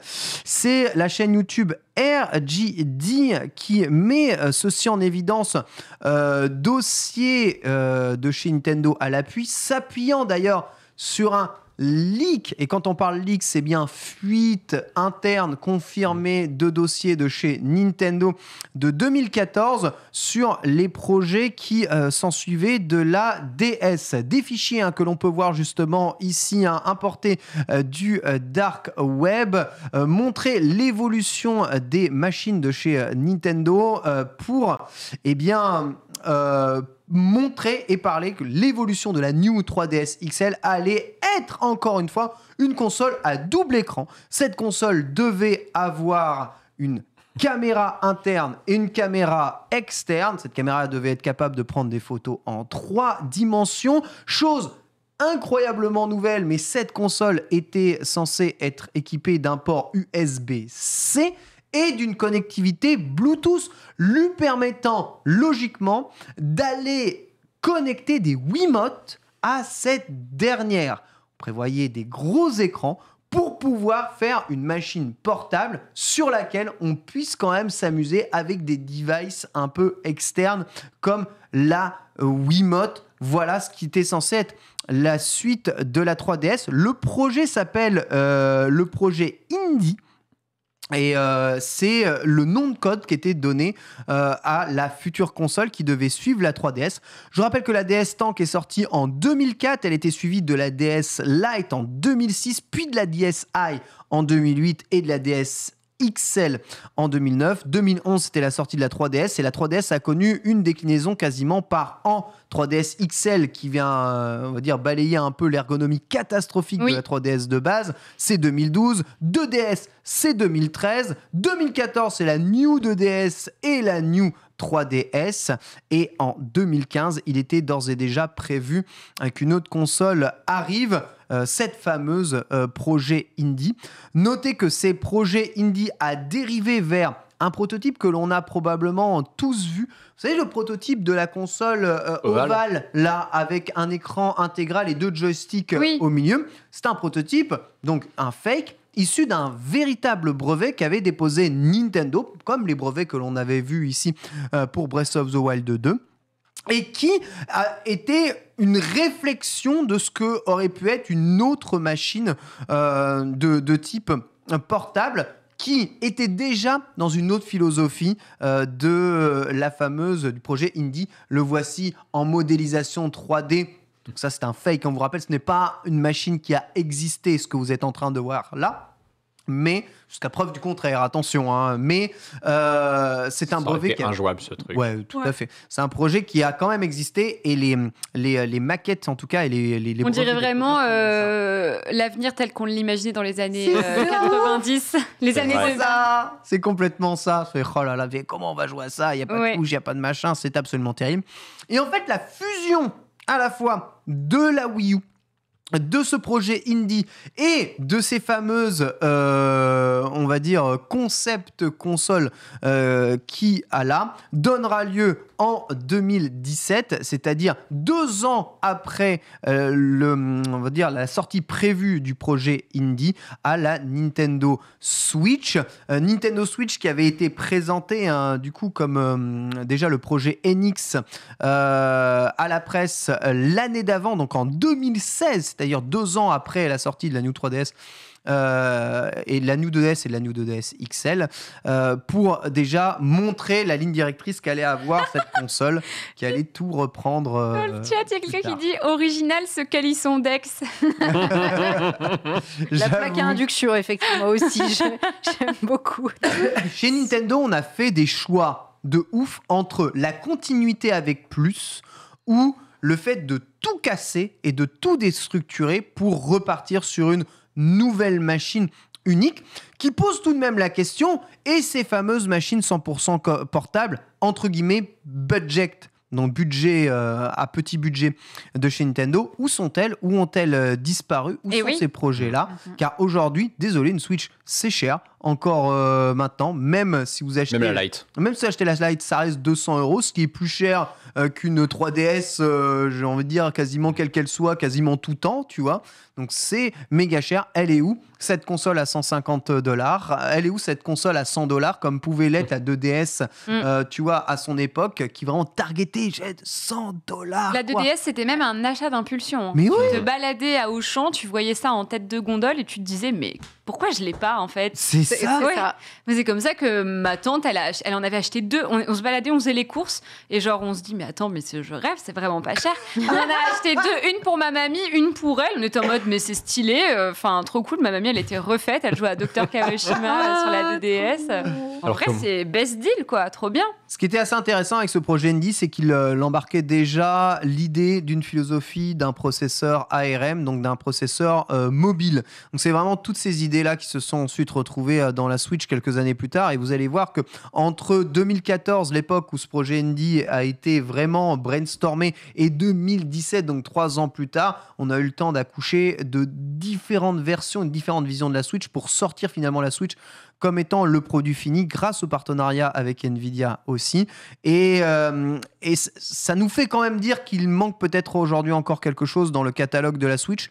Mon opinion personnelle, c'est que la Switch va durer dans le temps, probablement jusqu'en 2027, voire même plus après, pour rendre la Switch première du nom, la console budget des petits budgets, faisant tomber très probablement la Switch Lite à 150 $ dans les prochaines années, faisant tomber la Switch à 200 $ pour faire place à la prochaine machine qui, elle, restera très probablement à 350-330 $ en sortie de machine, avec une rétrocompatibilité qui, je l'espère, sera complète, en tout cas les 2 prochaines années. Voilà l'idée générale. Et voilà donc ce qu'on apprend de ce fameux projet Indie, la console portable de Nintendo qui ne verra jamais le jour. J'ai une anecdote à ce sujet. Vous savez que j'aime bien jouer les oracles. Et parfois, j'ai dit des grosses conneries. À l'époque de la DS puis de la 3DS, j'étais convaincu que le prochain projet de console portable Nintendo s'appellerait la HDS. Et que ce serait une console similaire à la 3DS, mais avec 2 écrans de résolution 720p. Génial. J'étais convaincu de ce truc. Et j'étais convaincu que la NX, ce serait ça. Je me suis dit, la NX, ça sera ça. Ça sera la HDS. Et quand j'ai vu ce que c'était, je me suis dit, ok, la NX, non. c'était le nom de code de la Switch. De la Switch, oui. Mais vraiment, je me suis dit, c'est sûr, c'est ce truc-là, en fait. Et en fait, non. Parce que c'était tellement imprévisible que Nintendo, il décide d'aller tout recentrer sur un seul écosystème et qui est plus... on a une console portable, une console de salon. Et finalement, la HDS, on ne l'a pas eu. Sauf si vous superposez 2 Switch, mais ça sert à rien. Et tu vois, je vois Armika dans le chat qui dit c'est dommage qu'en R&D, ils ont forcé sur le tactile sur la Switch, ça sert à rien, ça fait gonfler le prix. Mais il sert à rien. Tu sais quoi, je suis d'accord et pas d'accord. D'un côté, j'aurais aimé qu'elle soit plus tactile, parce qu'en fait, le peu qu'elle est tactile, donc je sais pas si ça fait gonfler le prix à proprement parler, le fait qu'elle le soit, mais le peu de tactile qu'il y a sur cette Switch. Tout à l'heure, on jouait à Chocobo GP avec Sunday avant l'émission pour nous préparer, juste pour voir si ça marchait, quoi. Et genre, tu sais, je fais ça avec le doigt, ça marche pas. Ouais. Le peu qu'elle l'est, elle est pas bien. Tu ne sais même pas quand est-ce qu'elle est tactile. Un coup, elle l'est pas. Dans l'interface, elle l'est, mais une fois que t'es dans le jeu, t'es baisé. Il y a des jeux où tu dis, putain, le tactile, ça serait stylé, tu l'as pas. Il y a des jeux où tu fais ça et tu fais, ah, mais c'était tactile depuis le début. Enfin, je veux dire, moi, j'ai vraiment ce sentiment avec la Switch du tactile. C'est optimisé. C'est quand ils veulent, quoi. Pour le dockage, tu vois, donc du coup il faut en sorte que tout marche avec tes Joy-Con, mais c'est vrai que c'est con, quoi, quitte à avoir du tactile, autant avoir la base. Mais soit t'as tout qui est tactile, quoi. Soit tu l'enlèves le tactile, parce que moi je trouve ça juste frustrant à chaque fois. Il y a tellement de jeux qui justifieraient. Peut-être, oui, non, c'est vrai. Les boîtes Pokémon, donc Pokémon épée. C'est pouvoir porter des jeux DS dessus, tu vois, comme Kawashima. Après, il y a aussi Cerebral Academy, où on se sert beaucoup du tactile. C'est ça. Donc c'est pour ce genre de jeu-là. Après, ce qui est très étrange, c'est qu'avec ce projet indie, Nintendo avait l'envie de faire beaucoup la 3DS en plus, tu vois. Les caméras étaient de meilleurs trucs, il y avait plus encore d'appareils photo, il y avait encore plus de Bluetooth, encore plus de connectivité, encore plus de trucs. En fait, c'est une machine où il y avait tout était tactile, tout était 3D, tout était machin. En fait, un bougli-boulga de tout, tu vois. Et finalement, ils ont dit, attends, plutôt de faire un bougli-boulga de tout, on retire les caméras qui servent à rien, on retire la 3D, on retire les machins, foutez-nous la paix, voilà, on va repartir sur une console la plus simple possible, et lecteur cartouche, les steaks, et ils ont sorti la Switch, mais ils ont quand même pas pu s'empêcher de garder le lecteur infrarouge qui sert sur un jeu ennemi. Vite, il sert. Un jeu ennemi. Quel plaisir. Attends, c'est comment tu fais sur une Switch, non? Tu te mets comme ça, avec ton pouce dessus, et voilà, il capte ta tension cardiaque. Wow. C'est indispensable. Et la console coûte 30 balles de plus à cause de ça. Non, mais il y a aussi le robot Nintendo Labo là, qui fonctionne avec l'infrarouge. Bref, ça sert pour 3 trucs. Spoiler, il n'a pas fonctionné, Nintendo Labo. Exactement. Et en fait, ils ont préféré bousiller de la R&D pour introduire un lecteur infrarouge ici, plutôt que d'offrir une compatibilité Bluetooth complète à la sortie de la console. Enfin... Voilà, excuse-moi, mais Nintendo, il y a des trucs, des fois ils vont au bout des choses, et des fois, je sais pas, il y a des restes, tu sais, c'est comme l'évolution. Tu te dis, le dinosaure évolue, mais il reste des restes de dinosaures quand même. Au bout d'un moment, là, tu sais pas, ils gardent le lecteur infrarouge. Ça sert à rien. C'est comme nous, les cheveux dans l'évolution, ça sert à que dalle, mais bon, on a gardé ça. On les a, quoi. Voilà, et on en fait un style, l'infrarouge, c'est pour le style quelque part. Exactement, belle métaphore. En tout cas, avez-vous rêvé de parcourir des maps avec un chocobo? Non. Oui. Qui a rêvé de ça? Oui, moi. Bon, allez, moi. Les chocobos, c'était mon animal totem avant Pokémon. Mais as-tu rêvé d'incarner un chocobo en roller, Ken? Mais je l'ai déjà fait parce que j'ai joué à Chocobo GP sur PlayStation 1. Ça, c'est le 2. Et tu vas te régaler. Chocobo Racing, il s'appelait. À nouveau ce rêve sur Chocobo Switch. Racing, il s'appelait. Ouais, c'est ça. On va tester Chocobo Racing sur Switch, c'est parti. Chocobo GP, du coup. Chocobo GP, Chocobo Racing. Du coup, Chocobo GP, c'est quoi? C'est un jeu de course qui est sorti il y a quelques jours. Vendredi. Il est sorti vendredi, c'est ça, sur Nintendo Switch. Et il est dispo en 2 versions, la version light et la version complète. Version complète à 50 €. Cette information est importante. Quelle est la différence entre la version light et la version complète? Eh bien, la version complète, de ce que j'ai pu analyser, étant donné que j'ai la complète, je ne peux pas tester la light. Mais en gros, la différence, c'est qu'avec la version light, vous avez accès au mode tournoi, et avec la version complète, eh bien, vous avez le jeu complet. Le jeu complet, c'est un mot qu'il faut prononcer rapidement. Dis-moi. Ken, il est en train d'admirer ma Switch OLED. J'avoue, il est genre, il est absorbé. Il est en mode. En mangeant la dernière part de Paris. Bello. Pas mal, hein? En vrai, vous savez que vous me tentez, c'est terrible de vous voir avec vos OLED. À chaque fois, je suis en mode. C'est vrai qu'elle est belle. Moi, je joue qu'en portable et tout. Je l'adore. J'ai très envie de tenter. Elle est jolie, hein? Elle est incroyable. Et du coup, j'ai pas tenu parole, je t'ai pas offert une Switch OLED pour ton anniversaire. Mais ça va pas la tête. Le meilleur cadeau du monde, en fait. C'est plutôt généreux comme cadeau. À un moment, je sais pas où me foutre. Hein. Et surtout, non, ça veut dire que je vais devoir lui refaire un cadeau de valeur équivalente après. Crois-moi que... Ken, rappelle-toi, je suis journaliste jeux vidéo, ça va, je risque pas de te faire des cadeaux pareils. Hein. Ouais, mais je sais pas si je dois rire ou pleurer. La tristesse. Bon, on va profiter. Le jeu est en train de me dire qu'il fait une mise à jour comme d'habitude, mais comme je n'ai pas internet ici, il va galérer pendant quelques minutes. L'occasion pour moi, du coup, de vous en parler avant qu'on se lance sur ce merveilleux jeu de course. Si vous mettez en mode avion, il marche et il te dit pas qu'il se met à jour, mais quand vous voulez jouer en multijoueur local, il dit veuillez enlever le mode avion. C'est ça, on a un petit peu galéré tout à l'heure. Donc c'est un jeu de course qui est dans l'univers de Final Fantasy et si vous avez joué au Final Fantasy plus récent, etc., vous ne retrouvez pas les personnages que vous aimez. C'est surtout des personnages de Final Fantasy un peu plus datés. Je vais pas oser dire vieux parce que j'en connais quelques-uns et j'étais en mode je reconnais celui-ci. Chocobo, Vivi, les Moogles, voilà, je connaissez cela. Et du coup, c'était un jeu de course plutôt mignon. Je vais pas vous mentir, il est plutôt mignon, plutôt réussi dans les graphismes. Il y a à peu près une douzaine de personnages ainsi qu'une douzaine de courses. Les circuits, on tourne vite en rond. Vous avez vu la blague, vous l'avez. Et voilà. Course. Un petit nombre de courses. Alors, les circuits se disposent de façon différente, c'est-à-dire que vous avez les versions courtes, les versions longues et les versions techniques. Donc voilà, c'est les petites subtilités que vous allez faire en mode histoire. Vous allez découvrir qu'il y en a des plus ou moins longs, etc. Et en tournoi, vous avez, je crois, directement les modes les plus difficiles. Le temps de chargement est horriblement long si vous n'avez pas Internet, bien évidemment. Donc dans les personnages, vous avez pas mal de personnages que vous pouvez débloquer au travers du mode histoire, ça y est, avec la musique de menu la plus génialissime qui soit. C'est une chanson pure et dure. Elle est trop bien, la musique. Moi je me mettais à chanter avec, j'étais en mode trop hype. Du coup, donc là nous sommes sur l'écran de jeu, donc vous avez un mode, je suis sur la version complète, la version à 50€, donc vous avez comme d'hab un mode histoire, contre la montre, course de série, course personnalisée, le GP Chocobo qui est honnêtement pour moi la feature la plus intéressante du jeu, le multijoueur local et online, la boutique. Et vous voyez qu'il y a un problème quand on a une boutique sur un jeu à 50€. Et on va tout de suite aller mettre le nez dans le caca parce qu'il faut en parler tout de suite de ce gros problème. Comme ça, c'est des avancées. Des tickets. Ça sent pas bon. Les tickets sont des monnaies que vous gagnez en jeu. Et je n'ai aucun problème avec ça. Si vous gagnez une monnaie en jeu en jouant, aucun problème pour pouvoir débloquer des personnages additionnels, etc. Ça, je trouve ça plutôt cool, il n'y a aucun problème avec ça. Le truc qui me gêne, c'est qu'en haut, vous voyez, il y a deux autres types de monnaies qui sont dispo. Il y a du coup cette monnaie-là que vous obtenez en faisant... Voilà, exactement, c'est des Jill que vous avez en faisant l'émission du Game Pass. En gros, vous avez un pass... Ils ont vraiment appelé ça le Game Pass. Non, je ne sais plus le nom, mais tu vois le principe, quoi.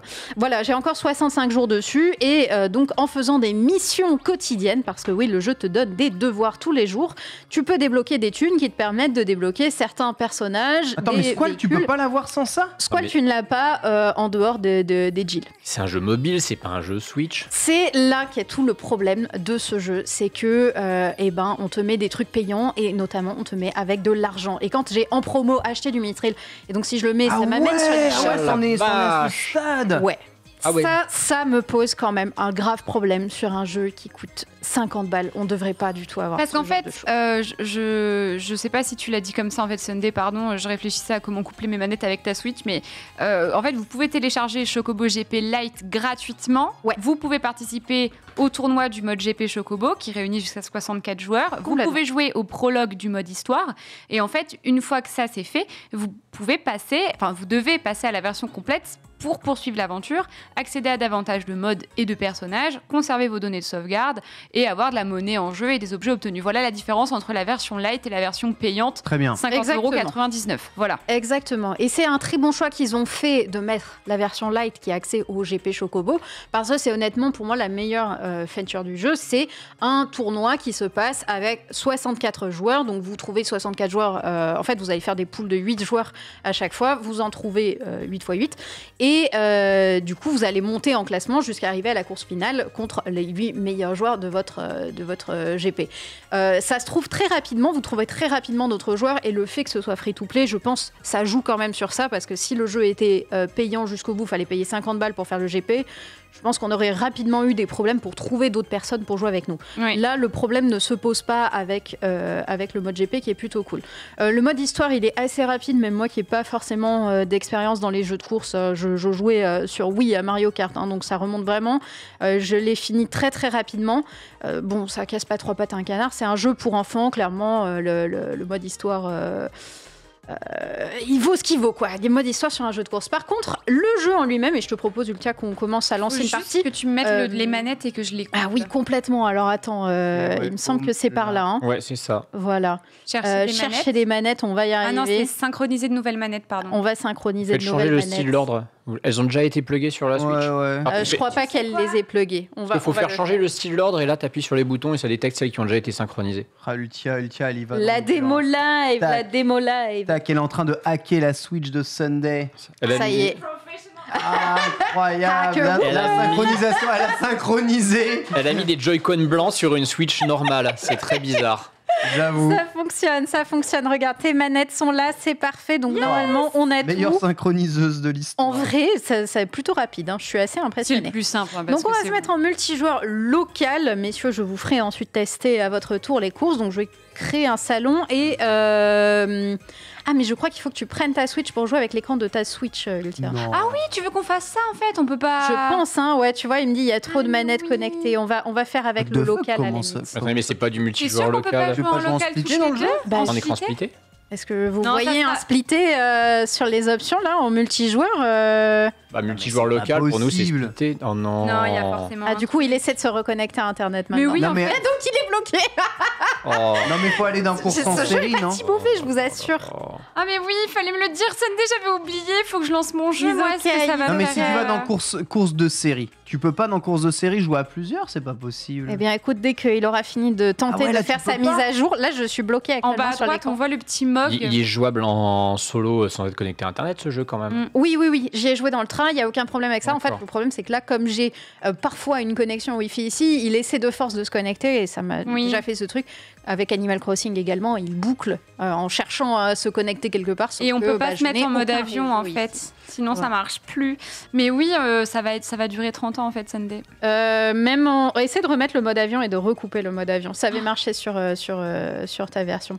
Moi, j'aimerais bien vous montrer une course parce que au-delà de cet aspect boutique qui est quand même assez cauchemardesque, et d'ailleurs, dernier aspect que je n'ai pas évoqué, mais Ken, tu m'en as parlé, c'est le fait que la monnaie se périme dans le temps. Tu l'as vu, regarde, si tu Attends quoi? Si tu retournais dans la boutique, en fait, la monnaie, au bout de 65 jours, elle disparaît. Oui. Alors, c'est quoi, 65 jours, c'est quoi, 2 mois et demi, un truc comme ça. C'est pas énorme.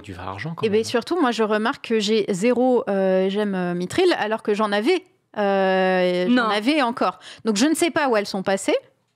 Mais en tout cas, il m'en manque un petit peu. Ah, ça y est, il a enfin échoué. Super, recherche de réseau. C'est un enfer, la Switch.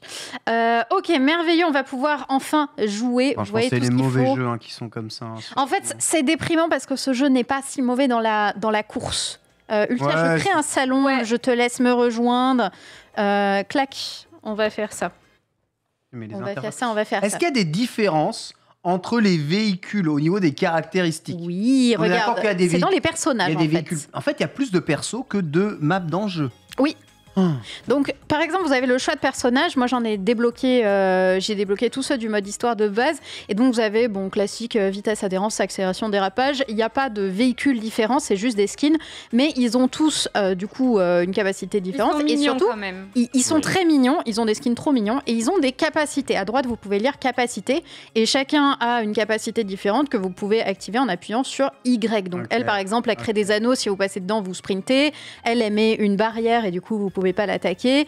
Elle met un speed. Enfin voilà, il y a plein de capacités différentes que vous pouvez débloquer sur les personnages. Voilà, là il y en a quelques-uns que je n'ai pas encore débloqués. Et ici il y a des personnages mystères. Il y a Ifrit et tout, en vrai. Ouais, en vrai les persos sont plutôt cool. Je vais pas vous mentir, j'aime trop Pilotix, il est trop mignon.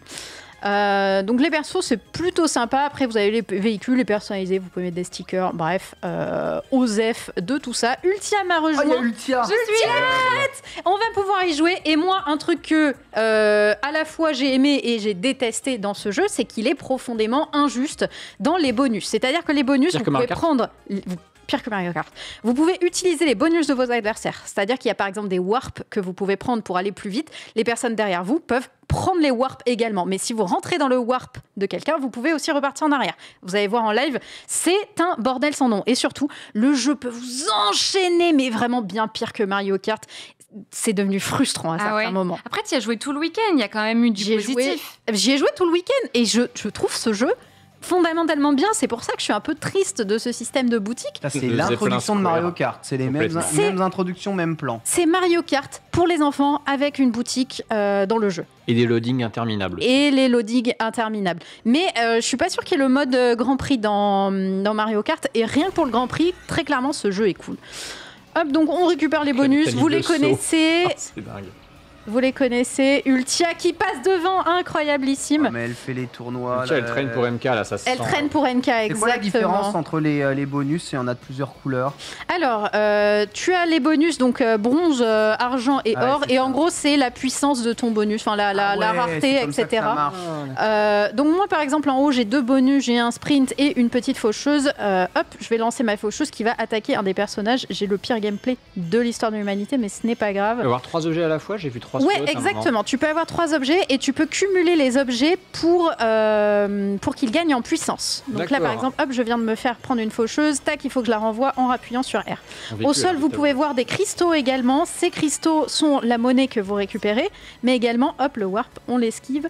Mais également, ça vous permet de charger votre capacité spéciale qui vous permet, eh bien, moi, pour l'instant, pour mon perso, c'est de sprinter. Ultia, elle est ultra focus, elle est déterre. Ultia est loin devant. La vitesse de Ultia. C'est le deuxième est loin devant. C'est une question d'ego. Je traîne trop à Mario Kart. Oh là tu as bien raison. Très beau doublé en tout cas. Bravo. Ouais, elle flex ta fille. Ouais, là. j'aime bien Yarma, elle est très stylée. À toi, Antistar, je te laisse ma console. Ils te mettent les persos.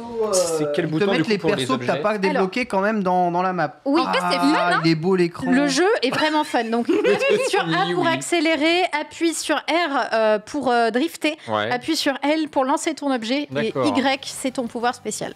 J'y crois mort. Voilà. En vrai, le jeu, j'avais très peur quand j'avais vu les premières images. Je me disais, il manque de vitesse. Il manque beaucoup de vitesse. Et en réalité, je trouve le jeu vraiment fun en lui-même. Je trouve qu'il passe bien en main, toi qui as le comparatif avec Mario Kart. On voit quand même que y a... En fait, on sent moins qu'on roule sur quelque chose. On a moins la sensation de rouler sur quelque chose. Voilà, peut-être que Antistar et Ken pourront se joindre à moi dans ce propos-là. Pour déraper, du coup, vous devez pas utiliser la gâchette arrière comme dans Mario Kart. Vous devez utiliser R&L. C'est plus nul. Voilà, que devant. Et en fait, du coup, ça donne moins la sensation de rouler. On sent moins l'accel aussi. Même, par exemple, quand on appuie sur A au moment du 2, on sent moins que le véhicule il est en train de faire qu'il est en train de brombir quoi. Voilà, sinon c'est plutôt fun et moi j'aime bien les jeux de course donc forcément. Mais comment t'accèdes à Y quand tu conduis, c'est horrible. Oui, c'est très dur. Le Y il est très mal placé. Le Y est c'est vrai. Le Y active ta capacité spéciale. Une espèce de boost pour moi. Ah oui, alors là je me suis pris le malus de ouf. Et tu peux te faire enchaîner par le jeu, hein. Vraiment, il est... Ouais, on a moins cette sensation d'adhérer, et aussi, il y a ce système de... What? Ah oui, j'ai eu la warp, c'est le warp. Ouais, c'est un CP. C'est ce dont je parlais, c'est le warp, mais le warp est dispo pour tout le monde. Donc les mecs derrière toi peuvent le prendre, et si tu rentres dans le rouge, qui est du coup le warp de sortie, eh bien... tu te fais éclater. Gigi Ken On a encore fait un 2 quand même, hein. Mais si ça, c'est un des 10 circuits, c'est la honte hein, quand même. Alors, ce que je disais, c'est qu'il existe plusieurs versions de chaque circuit. C'est-à-dire qu'il y a une version courte, une version longue et une version technique. Donc, pour peu que vous tombiez que sur des versions très courtes, vous l'avez vu, c'est très très court, quoi. Les games sont très rapides. Là, par exemple, c'est une version courte. On le voit en bas, ferme des chocobos, version courte du circuit. D'accord. Très zen, petit pont-levis, petit décor, petite fer. Donc, est-ce que c'est un bon jeu? C'est ok, mais il y a Mario Kart, quoi. Il y a Mario Kart et clairement, autant acheter directement sensations Mario de jeu Kart. sont bien. Sunday m'a beaucoup fait rire parce qu'elle a dit c'est quand même, disons que si tu avais envie d'avoir Mario Kart et que tes parents te ramènent Chocobo GP plutôt que Pat Patrouille Racing, t'es plus content et t'as moins le seum, quoi. C'est exactement ça. C'est ce qu'elle a dit, Sunday dans la con, elle m'a fumé. C'est pas un mauvais jeu de course. C'est juste que je digère pas l'histoire de la boutique. Je trouve ça scandaleux en 2022. Mais j'aime beaucoup ce mode tournoi et vraiment, moi j'ai bien aimé faire des petits tournois tranquillou ce week-end. J'avais envie de grinder. J'aime pas aussi le concept des jeux qui te donnent des devoirs. Un jeu sur Switch qui me donne des devoirs, la flemme en fait. J'ai déjà des jeux mobiles qui le font. J'ai déjà Genshin Impact et du coup j'ai pas envie que ma Switch elle me donne aussi des devoirs. La trage Antistar, c'est une cata. Je suis horrible. Non mais elle est horrible, elle tourne pas. C'est un champion de Mario Kart en vrai. C'est une horreur. Cette personne a fait un speedrun Mario Kart Rainbow Road, mais bon. Ouais, mais j'ai eu le War, je peux tricher avec le War. Allez, vas-y. Trop bien. Pas du tout inspiré de. C'est l'équivalent de la build, c'est ça? Oui, complètement. Ok. En vrai, c'est plutôt fun. Et puis, si vous aimez l'univers de Final Fantasy, vous pouvez peut-être aimer aussi cet univers-là. Bon, après, ça fait très vraiment visuel et asset de jeux mobiles. C'est une certitude. On se demande d'ailleurs, c'est sorti sur mobile? Désolé, Sunday, je t'ai pas fait honneur là. Moi, j'ai envie d'avoir une Switch OLED. Aïe, Ken va acheter sa Switch OLED à la sortie de cette émission. Revends la première et prends celle-là, Ken, on t'en voudra pas. Revends ta rouge dégueu là. Oh non, elle est collector, c'est une des rares. Elle est belle. Elle est collector parce que c'est la plus moche. Oh, Coupa Police.